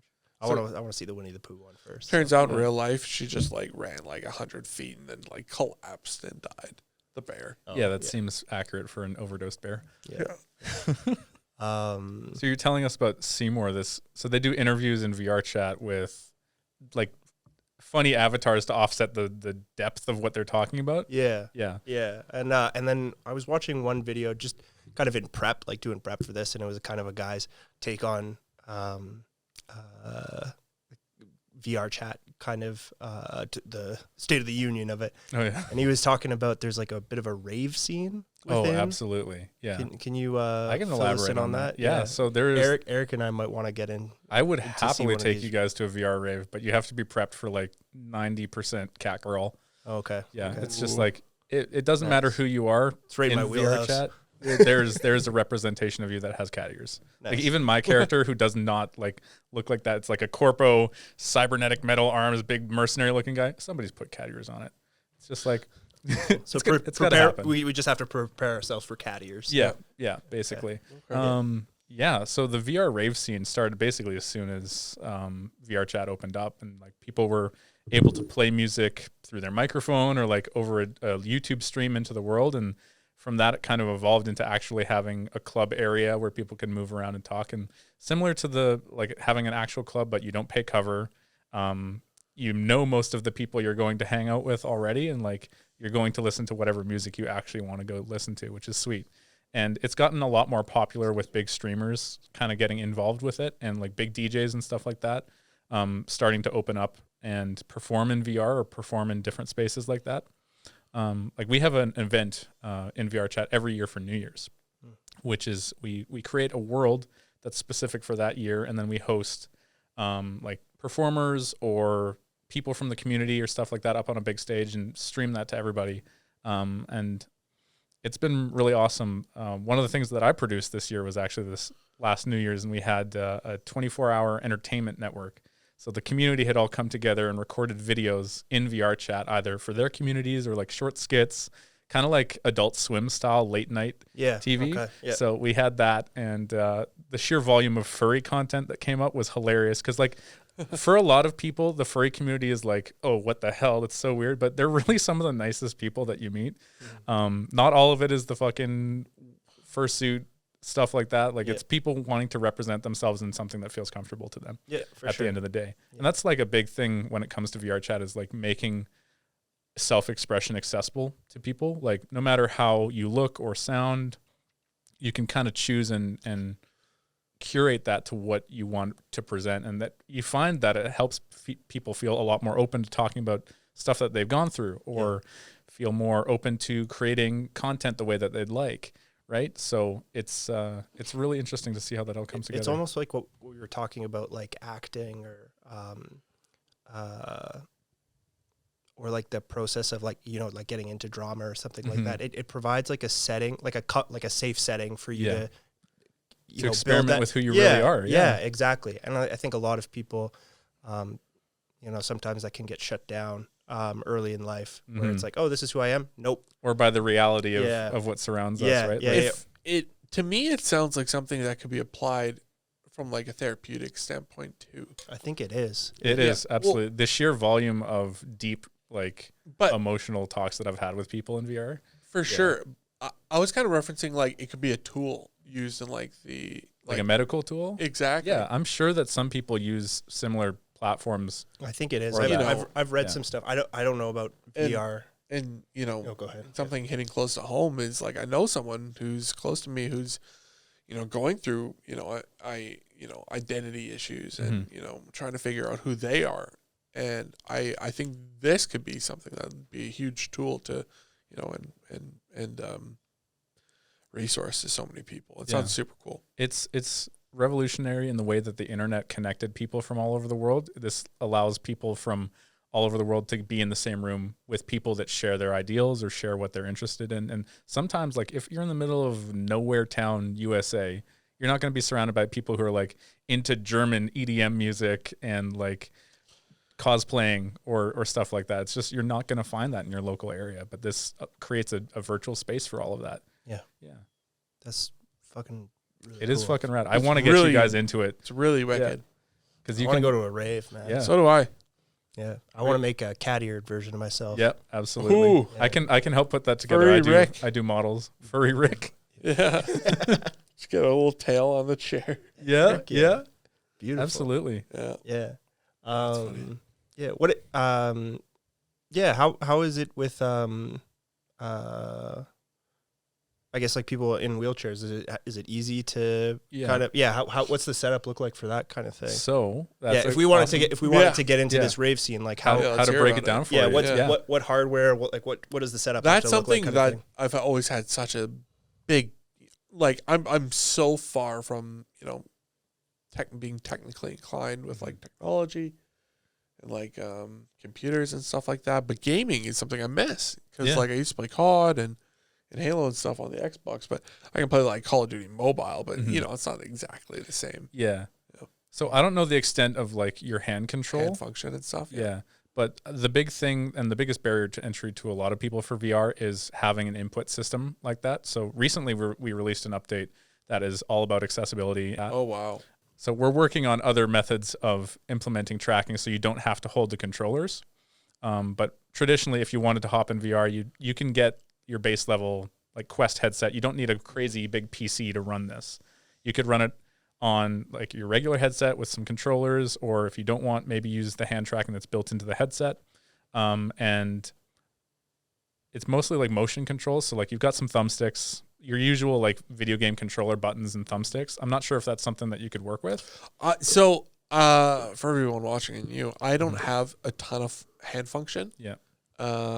Wrists, no, but I can so You can move your arms I pretty got freely, yeah? good bicep movement. No, like a little bit of tricep movement, Mhm. but not a ton of like hand dexterity or anything like So that. in that case, like we do have plugins with our accessibility we've been working on that support alternative controller inputs. So you don't have to use Like an Xbox. you don't have to use a controller like that. Yeah. You don't have to use the tracked VR controllers. It's a system called OSC, which basically takes alternative devices or software stuff and puts that data into VR chat. So if you were to get like a PC that runs a very specific controller that is custom built for like your accessibility needs and just pipe that in through OSC, you can fully control everything in the game. Wow. Because I know that some people make accessible controllers for people who don't have full hand mobility. Or alternatively, like you can get software on your computer that does voice to action. Yeah. So I know a lot of people that use voice to text to do all of their stuff in VR chat right now because either they're immobile completely and they kind of just have the headset on and can talk, but they can't move around. Yep. So they use the voice to text input. And like we have a huge deaf community as well, which is interesting because like with hand tracking, you can do sign language in VR.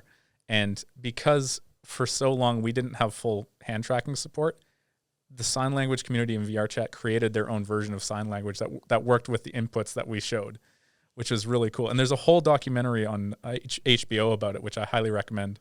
What's it called? It's called We Met in Virtual Reality. It's Okay. about two people who have come from different backgrounds. One is like a VR dance instructor who teaches salsa and stuff and full body tracking and is awesome. And then one guy is just kind of, I think he's Canadian actually. And he meets and talks about their love story and all this kind of stuff like that. It's definitely not everybody's cup of tea to watch, but it does break into like the intricacies of like how real is a VR relationship or how real are these interactions, and they are. Yeah. It's basically just like the way that we are talking back and forth right now, except I'm a cat girl. I'm Winnie the Pooh. And you're Winnie the Pooh and you're Yeah, Anakin Anakin Skywalker. Skywalker. Yeah, it's like that. It's like That's cool. yeah. That's really cool. And I would imagine that'd be a huge what's the word? Outlet and release for a ton of people that aren't able to, I don't know, for me back in the day, would just, play a game of Call of Duty. Yeah. But having that type of stuff accessible for people is huge. Yeah. And in addition to that, it's not just like the inputs that we support and stuff like that. Like for people who struggle with going outside or like actually having a social life and stuff like that, or people who struggle with autism, like our autistic and artistic community is so big on VR chat because it's an outlet that is safe and supportive, and they don't have to worry about any kind of bias that comes from the real society, right? Yeah. Like you're just surrounded by the people that support you. And that's not to say that VR chat has the perfect utopian society and community. Of course, you're going to have trolls. You're going to have the same stuff you run into on the internet. Yeah. It's just VR chat is pretty good about managing that stuff within communities. Yeah. So like if I was to throw headsets on you guys right now, you'd probably be met by a bunch of trolls and memers and stuff like that. But we're working on a lot of cat girls. But we are working on so kind of like a way to moderate it kind of thing. Yeah, we're working on ways to make that a better experience for first timers. That's cool. Yeah. One of the things I wanted to ask you, and just me thinking about this. I think what we do from here is we have this podcast, okay? Yep. Then we have a podcast where we shoot it in VR. I've done that before. All three of us are in VR, and then we have another one and we debrief. Yeah, I'm happy to do that. Yeah, that'd be fun. Yeah, I've got all the equipment we need. I don't know if all three of us. Well, yeah, technically, because you don't have to have a VR headset to join. You can join on desktop. Oh, okay. Just like if you have a computer, you can run VR chat. Yeah. We'll talk about it afterwards, and we'll figure something out. I think it could be really interesting. But I wanted to loop back a bit because you said you've been kind of playing this game since 2017. Yeah. What are some things that you've noticed have changed? Like, how has the game developed? How has it evolved? Yeah, how has it evolved over that year? Man. Well, years? The visual quality has evolved quite a lot because, like, in the early days, it was whatever you could get your hands on for models, and like there wasn't a lot of people creating content, and that's the big draw about VR chat, right? Is like, no matter who you are, you can take and upload your own content, represent yourself however you want, and like create your own worlds and spaces and games all within this platform. So early days, it was all very bare bones. Like there was a few popular worlds and a few popular creators, but nowadays it's so much bigger than that. Like we've probably got over 2 million monthly active users now versus like maybe 500 in the very, very early days. But it's grown quite a lot. And like the sheer level of detail that goes into some of the worlds and avatars is like, you could see it in a AAA game because the community has had so many years to evolve and create their new art style and experiment with things. And the sheer, like the big thing for me, at least what I worked on with avatars, is I love doing animation. So I'll have a 3D rigged model and then build in like guns and knives and all this fun other stuff in animations to make it more dynamic. One of the projects that I worked on personally was the Kopesh project, which is like a Halo homage. So I found some Halo armor that I really liked and like added Egyptian motifs to all of it. So it's got like a ancient Egyptian sword and like scarabs and ankhs all over it with like a black and gold theme. And that was probably my favorite animation project. I even had an animation to pull the heart out of the chest and hold it up against a feather like Anubis. That's fucking sick. Yeah, it's fucking rad. But yeah. That's cool. What was that called? That was Kopesh. Kopesh. Yeah. Okay. I've got videos of it that I can show you later on. But I had a lot of fun with that. And like the thing that I really love about the community and have noticed more as it grows is how many people are teaching each other. So like it's communal tribal knowledge within. It's like if you're in that game and in that community, you're helping other people learn Blender or Substance Painter or Unity or other animation tools and stuff like that.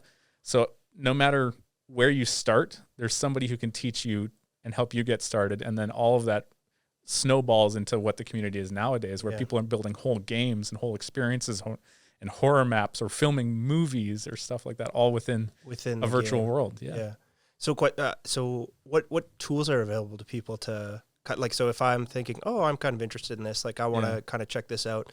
Where do you start? Yeah. Like, when you're building this stuff within the game, are you building it like while you're playing the game, or it's all prior? It's desktop. There's a separate SDK that you use using Unity. So like you have to have a rough experience with computers and software to kind of get into it. Yeah. There's lots of YouTube videos and like documentation that we've put out that help people get into the game. But you also don't have to make your own thing. Like we have avatars and worlds for people just in the game already that you can choose from. Yeah. And the community adds more and more to that every day. Yeah. So like when I first started playing, I was like an Overwatch McCree model that was ripped from the game. Yeah. Because I didn't know how to create anything. And then as I met like the Halo Spartan community and stuff like that and saw their awesome Halo avatars, I was like, I want to learn how to make that. Yeah. So I talked to them, got their Discord, and started learning all the software on my own. And that's kind of what catapulted my career, honestly. Like I started learning all these tools and then realized that I could make a living out of that. Yeah. And that's when I applied to VFS with the portfolio of all these avatars I'd made and things like that. And they saw that and I was like, damn, you're ready to work in the VR industry, I guess. And I was like, cool. That's awesome. Cool. Yeah. So literally the game that I first fell in love with VR is now my career. Yeah. Right. So came full circle. Full circle. It did. That's hella cool. Yeah. Nice. Yeah. And so what are some things that you're, cause I remember from when we last spoke, you were saying that, so when you're kind of in when you're working on this, your most of your meetings are in VR. That's part of the job, part of the perks of the job. Okay. My meeting room with the company is probably the strangest one that anyone would have seen. It's like nowhere in the world do you see a stick of butter with legs and a cat girl and a Spartan and like 90 other different avatars of individual creation and furries all in the same room. Talking about Q3 projections. Talking about Q3 projections. Yes, exactly. We're doing Q2 in just a week. And it's every other Friday we have a meeting like that. And it's so entertaining. And so many of the people who work there are hired from the community. So like it's the same awesome people who have been building the game from the inside all the way. So that's hella cool. Yeah, it's super fun. It's the weirdest workplace I've ever been, but weird in the perfect way, like the way that I really vibe with. It seems like it'd be conducive to like a positive environment. Oh, yeah, yeah. And I don't want to get too much into company policies, but they're very, very supportive of any kind of time off or sick days or like a mental health leave, all that kind of stuff. Big on accommodations to better there. Exactly. They want to focus on a good work-life balance and like support everybody who works there, which is huge. And being able to work remotely, like I don't have to fly down to San Francisco to work there, is pretty sweet too. Yeah. Do you ever get to go down there for, this and that, or? We don't have a physical office. There's no. It's all virtual. We don't need it. Are there ever like conferences or there's like functions that you get to fly down for? Or? I was at TwitchCon last year. Oh, how was that? Oh, I love TwitchCon. It was a lot of fun. Met a lot of the people that I do role play with or like stream with, and got a bunch of photos and partied with a bunch of people. It was a lot of fun. It's my first like gaming related convention I've ever been to, except like Calgary Expo here, which is very small in comparison to TwitchCon. Yeah. Where is that in San Francisco? That was in San Diego last year, but this year it's going to be in Las Vegas, and I'm going to be down this year. So if you're at TwitchCon or you guys want to go, let me know. Okay. But yeah, I met some of my coworkers there, and like GDC is another big convention. There's like basically every big either game developer conference or like community or anime or gaming or comic books, anything like that. Like some of us are there and we'll do a meetup, but any kind of like dedicated stuff is usually a retreat, like not going and talking business. It's like, hey, let's all hang out. Yeah. Like I think our European team met the other week just to sit down and have a dinner. Yeah. Because they were all nearby. It's a lot easier to drive across Europe than it is from Canada down to the States. Yeah, for sure. Yeah, you talk about business with all the random avatars in the real life board meeting. In real life you don't have to. Some people will cosplay. Like I dyed my hair silver for TwitchCon to match my avatar. Yeah. Oh yeah. Yeah. Nice. I like that. I've got a question for you guys. Yeah. Sure. If you could be anything, I know this is a fucking deep question, but if you could look or sound like anything, what do you think you'd try first?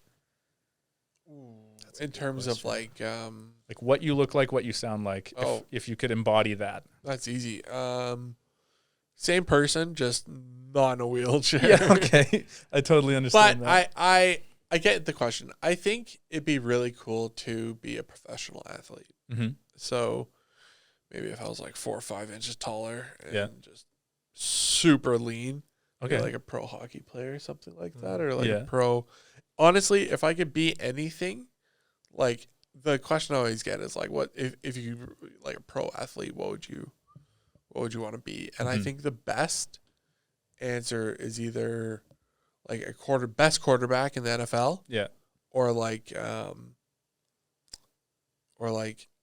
I don't know, or a hockey player for me. Mm-hmm. VR chat, you can be Tom Brady. Yeah. Yeah.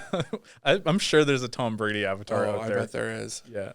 For me, I don't know why this is coming in my head, but I want to be like a giraffe with like a really like big head and like long neck, but like a tiny body. Yeah. I think Like that's in Rick and Morty. Yeah. I think that that's probably where that's coming from. Yeah. But I'd probably try a bunch of different stuff. Yeah. Because for me, it's like I'm not like I don't know. Well, I like being random and weird. So That's if you what could be like. an animal, Yeah. you'd want to be a giraffe.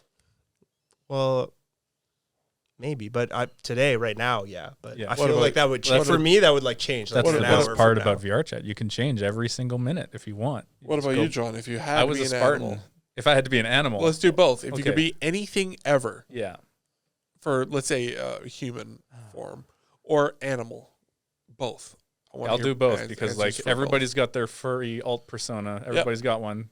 I think for me, like my first experience, like the thing I've always wanted was to be like this huge 7 foot, 8 foot tall, metal armored creature Spartan. Just it's like the peak of human performance. Master Chief? Effectively, not Master Chief himself, but like a Spartan, a better version. Yeah, a more comedic version that has emotions. Master Chief, who's also hilarious. John 117. John 117. So yeah. who are you, John 11? Well, I don't go by John. I go by okay. Bucky. Okay. Yeah, Okay. so I'd be Buck 012 or 0012 by proper nomenclature. I'm also a Halo nerd, so like, Oh yeah. get that. And So it'd if be- okay, that's a good answer. Yeah. And for animal, For animal, I'm a big fan of sharks in general. I think killing they're machines. well, they're more than just that. I know, they can but- be really nice, but A Have you good seen- umbrella I think- animal. They keep the ecosystem. exactly. to be. And like nurse sharks are very playful and nice. I just think sharks are very elegant creatures, and I feel like being an apex predator and being able to like just swim through whatever and be like, I'm cool and casual. I don't have to worry about shit except maybe a killer whale. Yep. Would be kind of neat.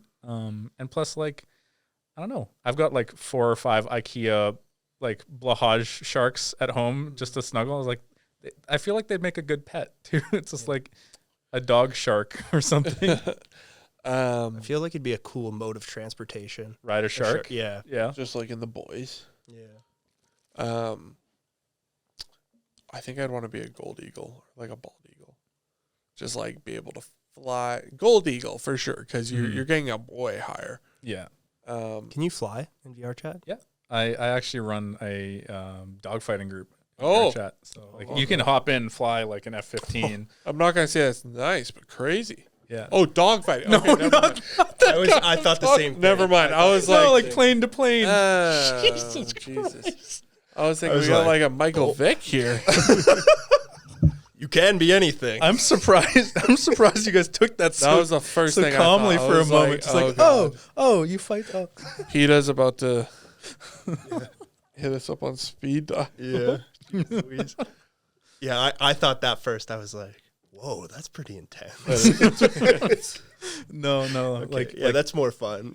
like pilot to pilot, Yeah. shooting down and flying through, and it's a lot of fun. And like the sheer volume of systems that people have built into the game, like you can control every aspect of this plane just So by is it using like Top joysticks. Gun level, like graphic sort of No, thing? that's the one thing. It's like with a game of this scale and a platform of this scale and the community creating so much of the content, Yeah. there isn't like a set style for everything. So like one time you can be in like an 8-bit, like old school Mario looking world, and like another time you can have like ray traced, well maybe not ray traced, but like really good lighting, almost AAA graphics. Like a F-16. Yeah. But like the world that I usually fly in is like maybe like 2014, like I'm trying to think of a relevant, like Titanfall kind of level graphics. Okay. But not like Titanfall 2 graphics. So like yeah. Like it's there, but it's not. It's there. The biggest thing is like to make that work in Unity is tough because there's so many different creators and so many different. You guys don't know the technical lingo about all of this, but for people who do, like the shader magic that occurs in this to make all of it happen is pretty detailed. And like, of course, we'd like to get to a point, but when you're trying to support 80 different people with 80 different styles and avatars and stuff in the same world, Yeah. you don't want too much stuff conflicting and causing problems. So for a developer, how would that work if they wanted to build a new world? Yeah. Is it kind of like infinite? Like they can make as many worlds as they can kind of thing? So to build a world for the first time, you have to be playing for a certain amount of time, like make some avatars, get used to the game, because we want to make sure that we're curating the right kind of content from people in the community. Like you don't want people joining for a day and being like, I'm going to make a world about terrorism or something awful like that, and just like post right off the bat. Terrorist world coming to you soon. No. Yeah. That's not. No. We want to try to curate a good experience for everybody. And so what we do is like we'll hand out a package of the tools basically for the community to use with their own software. And then we provide what's called an SDK, so a software development kit to those people that will help upload directly from what they're working on into our game. Yeah. And then we host all of that content there and moderate it and all that kind of stuff so that we're not getting like racist avatars or things like that. Yeah. People don't go too off the hook. Yeah. People will go off the hook, but like within bounds. Yeah. Within what is reasonable. Yeah. Okay, so question. How does one, and maybe I'm like you said, I don't know if we're the quite the technical guys to be having this conversation. But I am not. How does it? Is there like a storage limit or something that happens? Like you have like What's people. the best setup for? Okay. Sorry, I completely just entered. Oh, okay. We'll answer both. Yeah. So I was gonna ask like, how does like how does the company like support that much creativity? I would imagine that's a difficult problem. It is very difficult. But I also want to go to the best setup. Yeah. So the software infrastructure, I can't get into like the ins and outs of all of it, but basically a lot of server stuff. So like we have dedicated places to store all of this stuff and like dedicated ways to make sure it's all managed properly. And I think there's certain limits on how many times you can upload, but it's pretty far out there. Like probably over 10 or 20 different things minimum. And most people don't create that much stuff unless you're doing like an avatar every other month.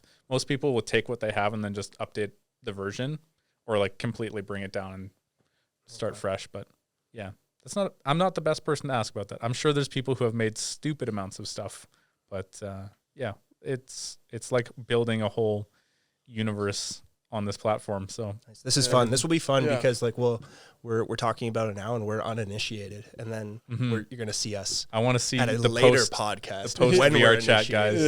Yeah. I want to see how your first. So I'm gonna be a interaction cat goes. girl for sure. Yeah. I'm gonna be probably like a giant turtle. Yeah.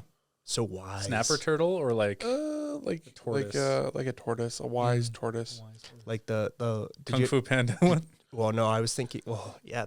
What was his name? Master Oogway. Yeah. Oh, what's that meme? It's like, now I leave you. Yeah, I leave you. Wait, what the fuck? Yeah. I was gonna say, did you guys ever watch Avatar: The Last Airbender? Yep. Yeah. Great cartoon. The movie or the cartoon? The cartoon. Okay. Yeah. Yeah. The turtle, the sea turtle, and he's like an island. Yeah. But he also kind of looks like a lion a little bit, maybe. I have not watched it in years. I nor have I, but I do remember the like flying buffalo thing. Oh, the buffalo thing. That'd be a cool. Apu. Yeah. Apu. Yeah. And then Momo, I think, is the little flying monkey creature. The monkey. Yeah. What a great show. But if you want to get started, where like ground like step ground one level, step one VR, I'd actually say start on desktop. Yeah. Just so that you can get an idea of the space, what's available to you, and also you get. So we have to separate the experience into two different ones. So like there's the PC friendly one, and then there's like the mobile Android one. So for mobile Android, like the graphics are less. You don't get access to all the crazy things that kind of happen on PC. So like really, really big textures, crazy avatars, animations, all that stuff. It just, the hardware can't support it on like a Quest headset. So we have to separate those. So that's kind of the first differentiator, but I don't want you guys to start off on Quest seeing like, oh, this is the bare bones of what you can use in VR chat. I want to blow your mind with like, okay, this is PC VR chat. This is with the power of everything that you'd ever be able to see in it. Yeah. And so you'd start that on desktop, start going around, getting used to it, make your account, get all set up, find an avatar, and then start chatting and talking to people. And then from there, if you're comfy with that or find a community or like you're hanging with me and my friends, we'll get you set up with a headset. So that's like your you can get like an entry level Oculus one, or I think it's called Meta now that Facebook rebranded. Yeah. Yeah. Damn you, Zuckerberg. The sheer volume of times I've had to say that. But that would be kind of like your entry level, like $300-$400. If you just wanted to do VR, like you've tried the PC experience, but want to try VR for cheap, it's like you go for the mobile headset, or you build a PC that supports VR and supports like high level gaming and stuff like that. And then you get like a Valve Index headset. So that's got finger tracking on the controllers, and like you set up poles all around your room to track and stuff like that. Right. You like you have it in You have kind it of each mounted corner in the corners. kind Yeah. of thing, right? And then you have full body tracking if you want to go the next level above that. So like when I play, I've got like all the four corners set up. I got the Valve Index headset set up. I've got my custom headphones with it and super long cords so I can roll around and jump and move around like that. And then I've got trackers on my feet and trackers on my hips, so I've got full skeleton moving. So because that's kind of what you need for acting in That's VR, so right? cool. Yeah. If so as someone who doesn't really know a ton about VR, I was into like first shooter games and like sports games. What kind of stuff is available that lends itself to like stuff like that? So much. So I was a competitive esports player for a little bit too. Oh shit. You guys know missed CS:GO? That. We missed that in Yeah. So CS:GO has, well, it's not an official port, but there's a guy who, I think his name's Dave Vills, who made basically Counter-Strike in VR called Pavlov. And I ran the Canadian team for a year. Oh, wow. For that. We never made it. I think we made it 7th worldwide, but we didn't make it into the top 3 or whatever. And it was so much fun because it's all the same mechanics, except you're physically holding the gun, reloading, throwing grenades, all that kind of stuff. That is sick. It is fun. I'll show you guys some clips after. But it is a super fun game. And I played that competitively for a year and a bit. Question. I've seen this at the, the rec room. Yeah, I haven't been there since I left, but Okay. So basically they have a VR setup there? Yeah, they have a VR kind of setup there. But what I saw was like it was kind of like a shooter game, and they have you in a The harness. Omni treadmill. Yeah, you run on it. kind of thing. Not the direction VR should head, if you ask me. Okay. Like, I think people want to be fully immersed and like have to use their whole body to move around. The way that they've set that up, I don't think is the most comfortable or long lasting. Like people that I know who have used it, the shoes and the pads that you used to run it wear out in like 2 or 3 months. I hear it's not very sanitary either. That too, especially at like rec room where you have like 60 people running through it a night. It's not sanitary. Question, and I gotta ask this because I sweat.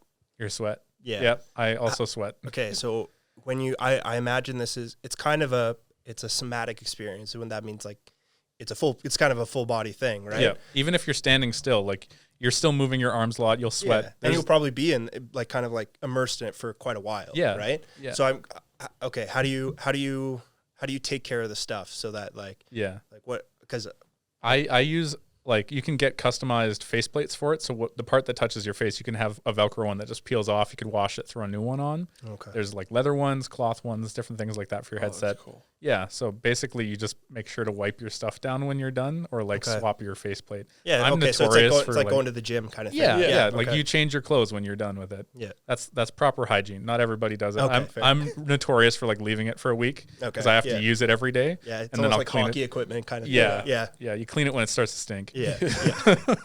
Fair enough. Clean it before it starts to stink. Yeah.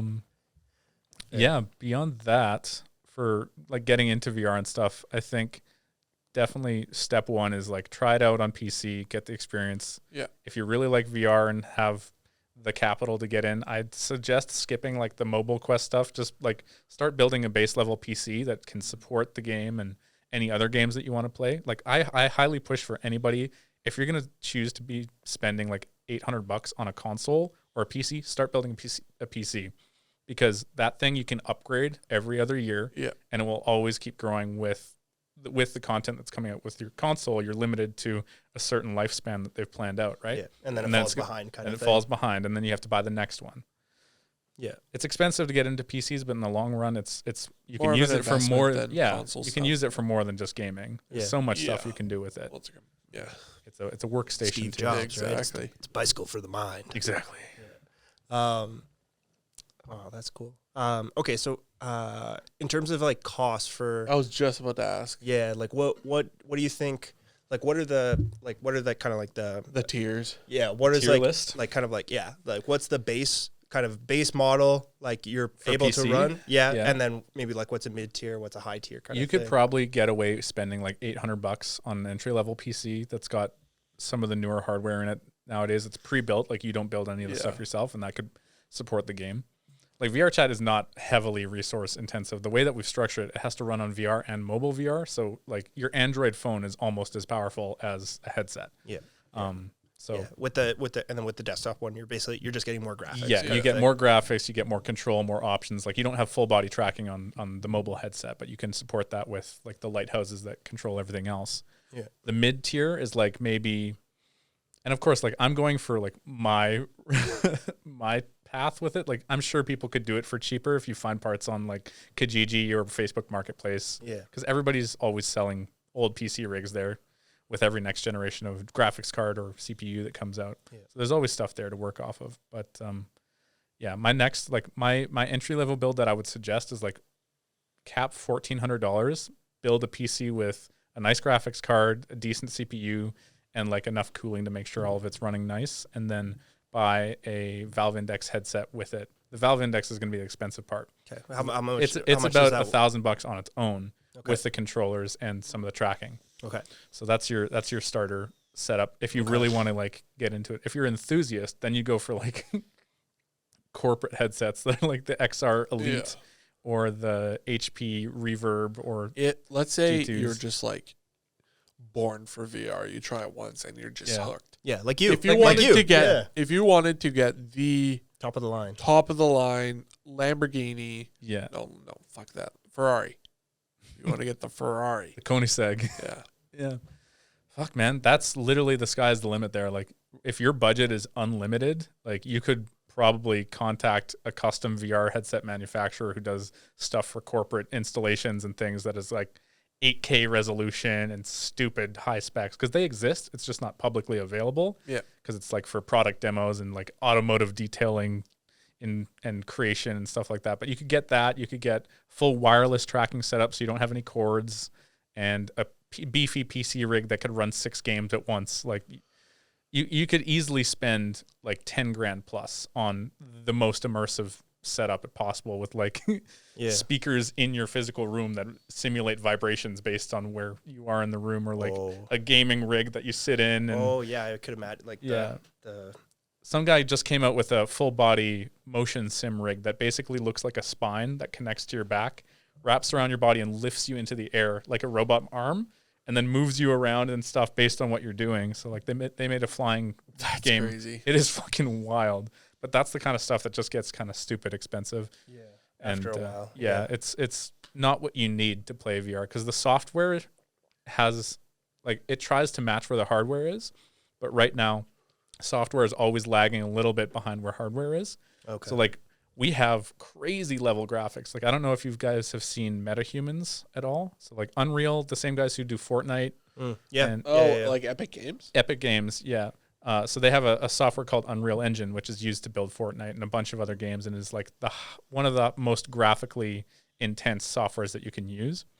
That has almost like near human fidelity visuals. Like I can see the pores on this person's face with MetaHuman, and it's fully face tracked. Like you wear an iPhone on your face, and it can track all your emotions and stuff, and you can do motion capture with it and stuff like that. Yeah. Yeah, I'll get every minute detail. Yeah, just like the way your skin even deforms and stuff like that. It A can little twitch when you're angry. yeah, all of that stuff can be tracked nowadays. But like that kind of stuff is being used in virtual production right now. So like The Mandalorian, all of their backgrounds were filmed on a giant screen that was actually projected onto. So like they have projectors all around the room, and they make a physical set here, and then there's a big curved screen behind. That's all the blurry stuff you see in the background. Yeah. That's all rendered in Unreal Engine. I've heard that they're able to do that like on site. Yeah. No, that's where they do it. They build a set in front of this big screen, and then basically all of your backgrounds, all of the things going on that is not in focus is being done in Unreal Engine. And then as you move the camera, you have a tracker on it. Yeah. So they're using the tracking of the camera to move the background around the players. What I Not the saw players, the actors. That's crazy. when they were filming The Mandalorian is that they were on location in some like I don't know, I'll say Jordan, for example. Mhm. And they had that screen like Yeah. in like on location wherever, and then they were able to project stuff on. Yeah, it looks super cool what they were doing. It's like green screen, but way better because you don't have to do it in post. It's all physically right there for you. That's wild. Yeah, and I'm trying to build that in my basement right now. I'm not kidding. Like I was talking to the guy out here who, like, apparently the people who co-own this space do like theater setups and stuff like that. So one of the things that I really want to work on is trying to build a VR club space and bar in my basement. That would be cool. That is blended. So I have on one side of the screen all of my IRL friends drinking, having beers, and a camera that streams into VR, and then a projector on the other side that's projecting the VR space onto a transparent screen. So it looks like everybody's in the same room. So I can have all of my friends in VR drinking and hanging out, and all my real life friends drinking and hanging out in the same room. That's cool. Yeah, it's a dream. It's going to take a lot of work. I remember you were talking about something. I don't know if it was that specifically last time I saw you, and you mentioned that there's like you've been to like a party where it's similar to that kind of thing, where it's kind of like like this screen that we have here. It's like a portal setup is what they're technically called. Yeah. So you have a window into what's going on in VR chat and two-way voice and two-way video. Yeah. So but yours would be immersive. Mine would be immersive. So like people could go around the screen and like the people IRL could take a photo and it looks like that person is in with everybody else. It's the same way that they faked like the Tupac hologram. Yeah. It's that same technology. I looked into it and how it's done. I was like, I could do that on a small scale. Yeah. It's just expensive. That'd be wild because it'd be like if we were sitting here and then there was a fourth person. You could have a screen basically right here on an angle, projector coming up at it. Yeah. And then it would look like that person's here in the room with us. That's crazy. So what kind of so have you looked into like the hologram kind of thing? Yeah, the Pepper's Ghost Illusion is what it's called, I'm pretty sure. Okay. It's at least one of them where it's like you have the actual image below where people can see. So like in our case, it would be under the table and there's a projector going up and then you have an angled screen here. So, and then based on the way that the angles work out, it looks like somebody's standing straight up. And then the angle that it's at gives it depth. And then the video that you have has to have depth in it as well to add to the effect, because if I'm looking at it from the side here, I'm not going to see it. It's it would be based on where the camera position is. Yeah. So like my camera position in real life would be all the people on one side of the screen. Like people aren't going to be able to walk into a wall and look at it from the side. They're only going to be able to look at it. Party at John's house, man. Eventually, that sounds sick. Yeah. That sounds super crazy. That sounds wild, man. Yeah. I'm excited. Yeah, well, that's cool. Check back in a few years. I might even talk to. There's a local VR game, like arcade in Sunridge Mall that I was talking to a little bit, and I want to see if they'll go halvesies on me with like making a VR club, a mixed VR club IRL kind of deal, because like you can make money off of the real people coming in, and then you can maybe do a virtual ticket for that. But I think the experience alone would be enough, and then you have headsets for people to hop on if they want to be on both sides of it. Yeah. Because like that's the next big tech thing is like mixed reality, not completely virtual and blocked off, but like overlays on top of everything you already see, the augmented reality glasses and stuff like that. Both. Yeah. That'd be really cool. That's stuff that I really like working on. A lot of the dev work that I've done personally on personal projects is like, how do I track an object on the table and then make it disappear and put something new there? Mm-hmm. Or like, how do I track a firearm for my own stuff and like put whatever optic I want on it? That was one of my favorite projects that I did. Actually, going back, when I was in VFS, I got invited to speak at the VR/AR Global Summit, which is like a virtual event for people around the world doing technology. And can't get into all the NDAs of it, but basically I built this prototype, and the Canadian government reached out to me, their Department of Innovation, Ideas, Defense, the Ideas program. They're like, hey, we want to talk to you about this. I was like, it's not feasible. It's not going to work, but it is a cool idea. Yeah. That's kind of cool. Yeah, it was fun. I've done some pretty cool stuff with VR. Hell yeah. Or AR. I was going to say this might be an interesting transition to talking to you about Neuralink. Neuralink. Oh, yes. Yeah, what are your thoughts? The brain control everybody's worried about. Like, okay, to preface this, is this question based on like the how much is it mind control kind of conspiracy, or just like the actual technology itself? About both. Yeah. Both? Yeah. Okay. Start with the actual technology. Yeah. So actual technology itself, like I don't know anybody who's used it. I like preface with this with like all I've done is read a little bit about it and like have my auxiliary experience with other BCIs, or what they're called, brain controller interfaces. Neuralink is not the most ethical one. Like they're testing on animals to make it work and stuff like that. I don't think it's going to be designed for human brain control, just to get that out of the way. I think it's important to understand how thought and brain and electricity and all that functions together. And I think it will enable a lot of accessibility for people who don't have full motion. And that would be awesome in your case. I don't think it's the right call right now. It's not. Because one, the technology is not there yet. Two, people in society are not there yet. Like, we are so used to using a method of, like, an interface to connect with all of our technology. Having that built into people's brains, like, you're going cyberpunk level, you're going to have cyber psychosis, people who are like, got an email and think somebody's like, it goes schizo at that point. And it's like, man, I'm hearing thoughts in my head, depending on how it's structured. Right. Yeah. I'm a transhumanist myself. I believe that the next logical evolution of people is to augment themselves in a way or integrate with technology. But I think there's ethical ways to do that. And I don't think Neuralink is the best place to start. I think focusing on biomedicine and like prosthetics and integrating people with technology in a way that is supportive and not like Intrusive. corporate, like a money grab. I think that's kind of what Neuralink is going for, though. They're trying, yeah. I just think, like, from what I've read, it's because it's prime function right now. I'm pretty sure it's like medical, applicability. But I don't know. It'd be cool. Like, I'm obviously a little biased. Yeah. I mean, hey, if it works for someone like me, that'd be really cool. I'm more concerned about the people like down the line. Yeah.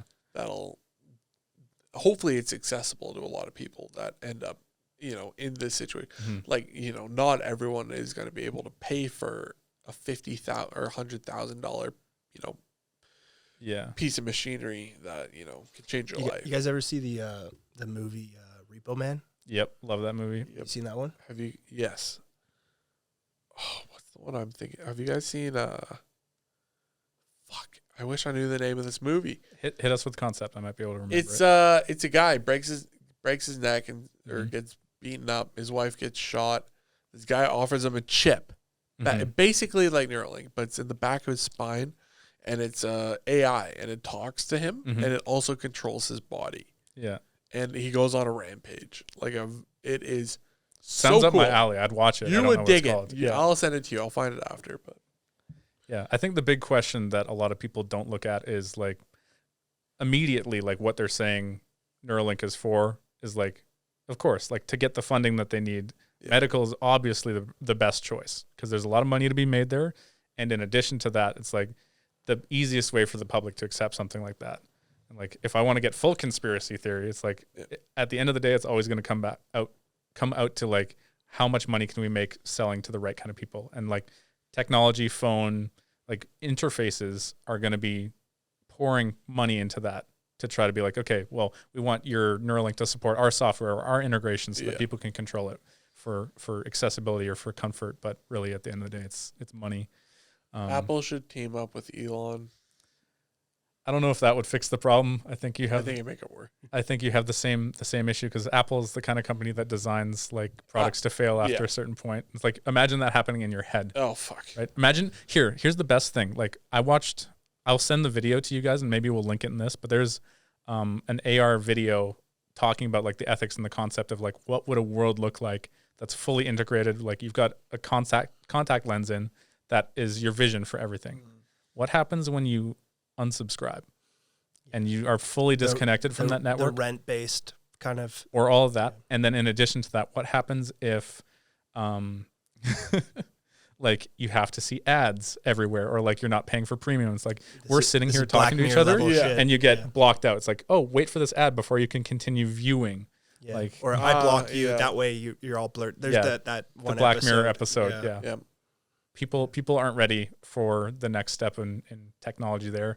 And the big thing that I think a lot of people are definitely, or at least most people who aren't in the tech industry, the level that AI is progressing right now will blow your fucking socks off.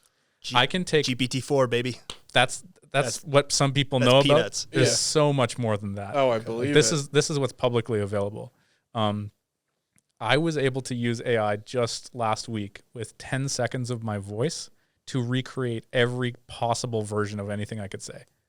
within like a level of accuracy. Like it sounds That like it's is coming over fucked. like kind of a shitty phone call, but Yeah. like if I put that over the phone to somebody, Yeah. 100% somebody Yeah, would you believe guys- it's People are me. going to start getting ripped off. You I guys- mean, Well, they're they've been probably doing already deep fakes been- forever. Like I Yeah. can put Raiden's face on yours and my voice on you, and it would be convincing.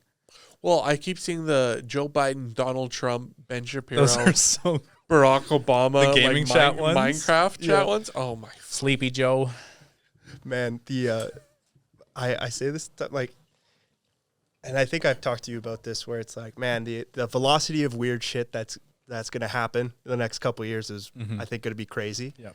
But you know, what a time to be like the amount of like comedy in the meme scene Oh, is like, I die it's laughing like every day now. almost Yeah. you almost got to like, you know, maybe it's not net positive, but it's really funny, like for like society or like the species. It's Yeah. like- What is your thought on like social media and where that's going to go and stuff like Yeah. TikTok? That's in a bit of hot water right now. Yeah, I think for me, like I've tried to distance myself from social media ever since like started hearing about the way that Facebook manages data and stuff like that. Like I've always been very much about like personal privacy is important. privacy. Yeah, and like I don't need to post every 20 minutes on Twitter about what sandwich I'm having. It's not the kind of person I am. I get it if some people like the validation that comes from that. I think because of social media, like a lot of at least our generation and definitely the generation following ours is so heavily reliant on instant gratification. Yep. And in addition to that, like the expectation that things need to be answered immediately or people need to know every little thing that's happening. And they don't.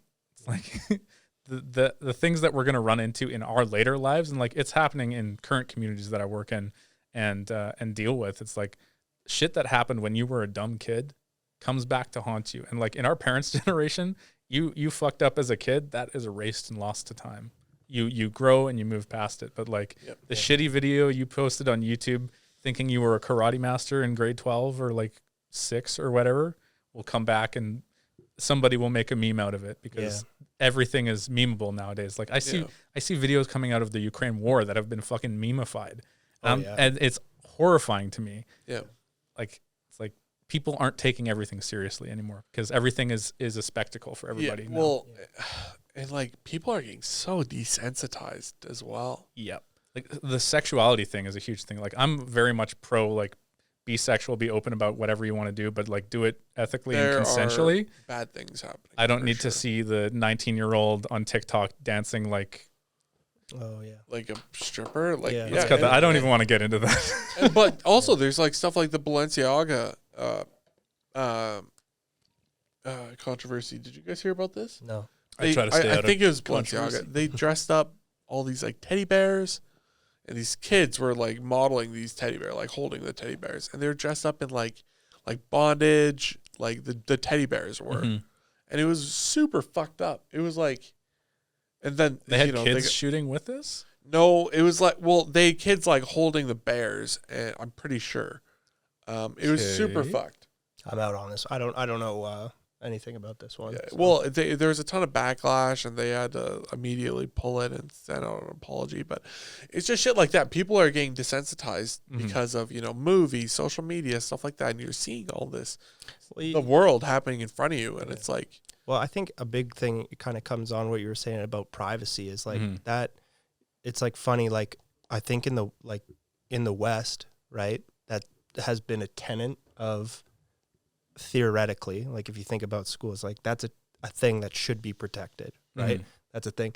And then the reason that all these companies are huge, or like a lot of the social media are huge, is because it's like they sell that.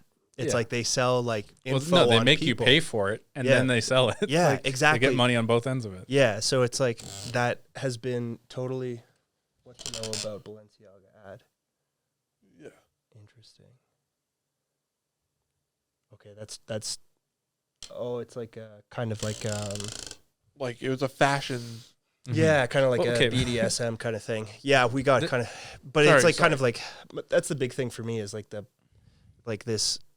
It's like, oh yeah, in the West we value your privacy, except then we've built industry on the erosion of that. Yeah. And then it's like nobody has privacy, and then no one thinks about it. And that's like because you're distracted to by know the fire like, memes. Yeah, exactly. The fire memes, Yeah. right? So it's like that sucks. But and then you also don't really have these institutions that are equipped to protect you. Really, I don't know if they and this is one of the things where it's like, were they ever equipped to protect you? Like, let me put it in perspective. All right. Our government uses software from the 90s still Oh, to deal with cybersecurity. That's wild, man. Like, we're out of date. Like, yeah.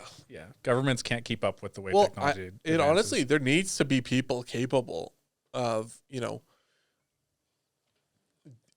having the insight. It all just gets down to we need younger people in office, people that are, currently informed on the current, technological and, societal landscape and what people are doing. And they need to know how to manage that. Yeah. And in addition to that, we'll have to suffer the ecological fallout of everything that's going to happen. Because, people in office now, it's like, I'll be dead by then. I don't have to worry about it. How can I make my life comfy right now? And, think about the, Ohio chemical spill out in Palestine. Wait. East Palestine? Yeah, you got it right. It's just like that whole debacle was a nightmare. Yeah. I like to... if there's any Americans out there listening to that, get out there, young people, get involved, make your voice heard. Yeah, because it's it's easy to poke sticks from being I wish the Americans did it. The Americans got to handle their own shit. I think we got to focus on here. I don't know. There's a lot of problems down south. I try not to get political for the most part of things. Yeah, fair enough. Oh, I love it. Yeah. I love it. Well, you'll have to have a political segment. Oh, we will. Oh yeah, we'll have many. Yeah. We're bringing on Trudeau. Yeah. Trudeau, Pierre Poilievre. Get some local MPs up. I bet that's a bit more accessible. Oh yeah, for sure. Hey man, you should talk in our podcast. No.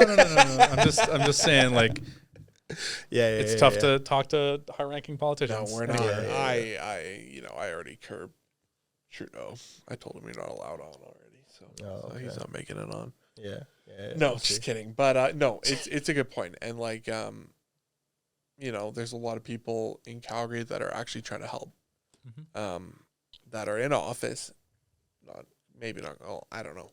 People that are in the political arena right now. Yeah, we got to bring on a good analyst or someone who knows the shit, what's happening.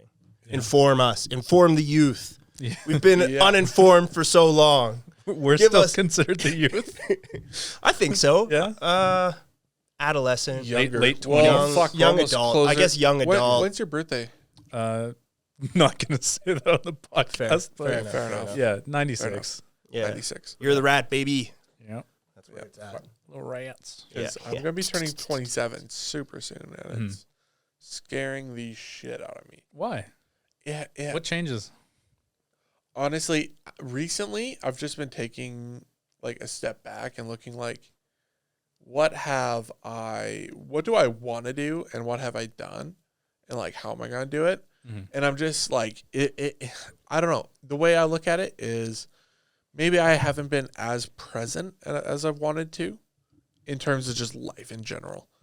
And now that 30 is coming fast, it's okay, now I got to catch up because I don't know. It's weird. It's just a weird time right now. I think that's a common experience across anybody getting near 30 is holy shit, I'm at least the first third into my life.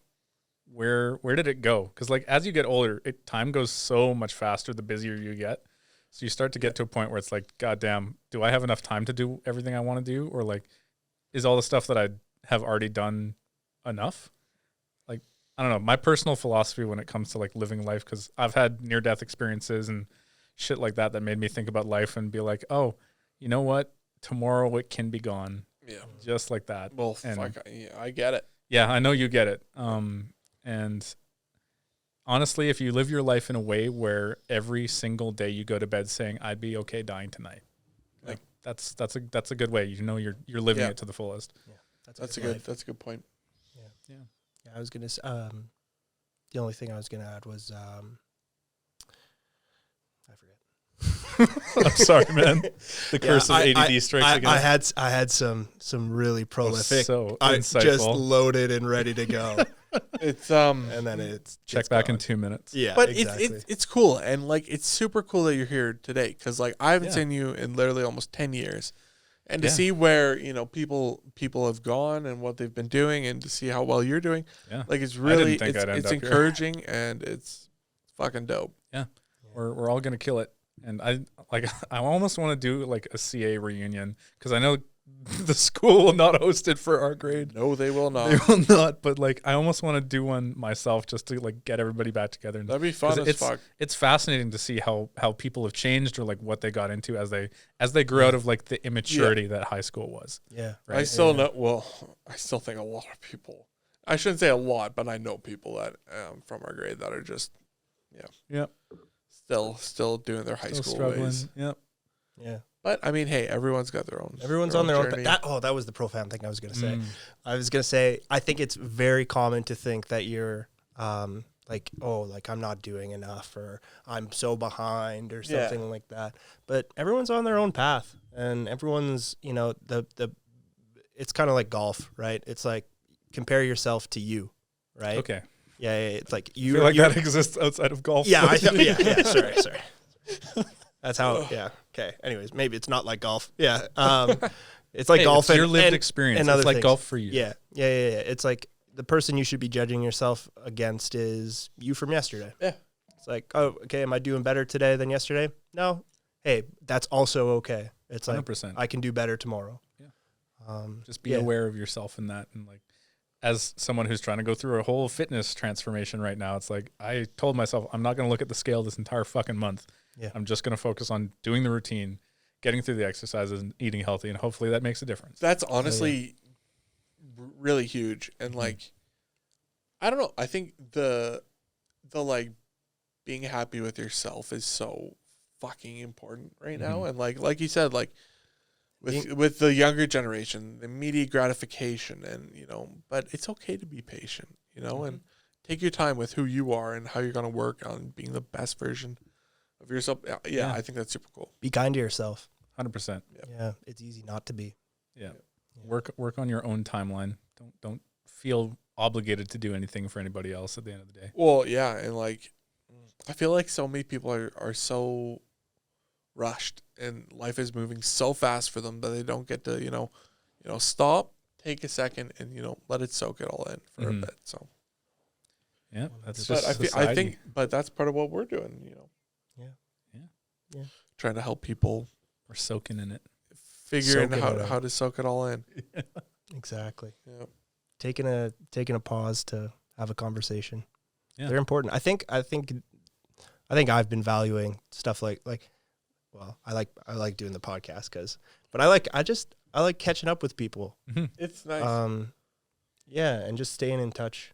It's like a nice thing. Yeah. Yeah, because life is crazy and wild. Yeah. It's like the older you get, the more wild and crazy you realize It doesnin' slow down ever. It only gets faster. And Yeah. like if you don't take the time, it's gone already. That's the thing. Like Yeah. I feel like even in 10 years of almost not seeing you guys or like meeting you once or twice, Yeah. like I know that we're effectively grown men at this point, but like I still see the same people across the you're table still the for me. little kid. Yeah, you are for still sure. the guys that I grew up with. Yeah. And it's fascinating that, and like even people that I was never really close to, that I've either run into in public, it's just like that shared experience was enough to be like, okay, Yeah. you were a formative person in my life, and Yeah. like I respect that, and I would love to get back there. Yeah. Like I've had my on and offs with people from CA, but like all in all, pretty good. Yeah. Good in the grand scheme of things, and like Yeah. And it's like you said, it's fun to see where people where are people at. are at. Yeah. And it's just like, oh, okay, it's fun. I think it's fun. I think I it's don't know, really cool. maybe Like, other people someone are in like, our fuck grade- you, I don't care. Like, Yeah, some people leave me think alone. they're above it. But like Yeah. some like a girl in our grade just got engaged. Like that's so cool. It was Bree, right? Yep. Yeah. Yep. Yeah. Lots of people. Yeah. Yeah.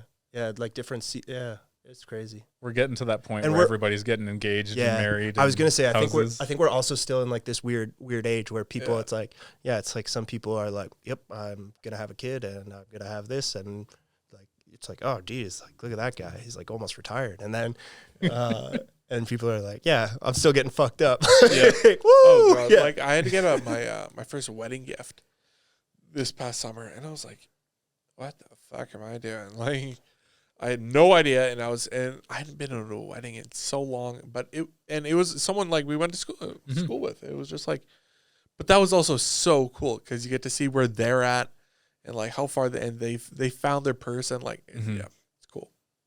It is cool. It's nice to see the evolution of somebody, like what they turned into, and like how everything got to that. Yeah, The evolution. Yeah. It's like they're Blastoise. It's like, oh, I remember you as a Squirtle, but now you're a Blastoise. Oh, fucking yikes! Oh yeah. Okay. Well, John, I think we're kind of coming up to that point here. So, thank you for coming on. of course. It was Yeah, good thank you chatting with you. This was Yeah. super cool, and we'll have to reconnect. Yeah, we're gonna have to do I'm the looking- VR trilogy. Yeah. I'm looking This- forward to talking to you in VR. Boom. Yep. All right. Love it.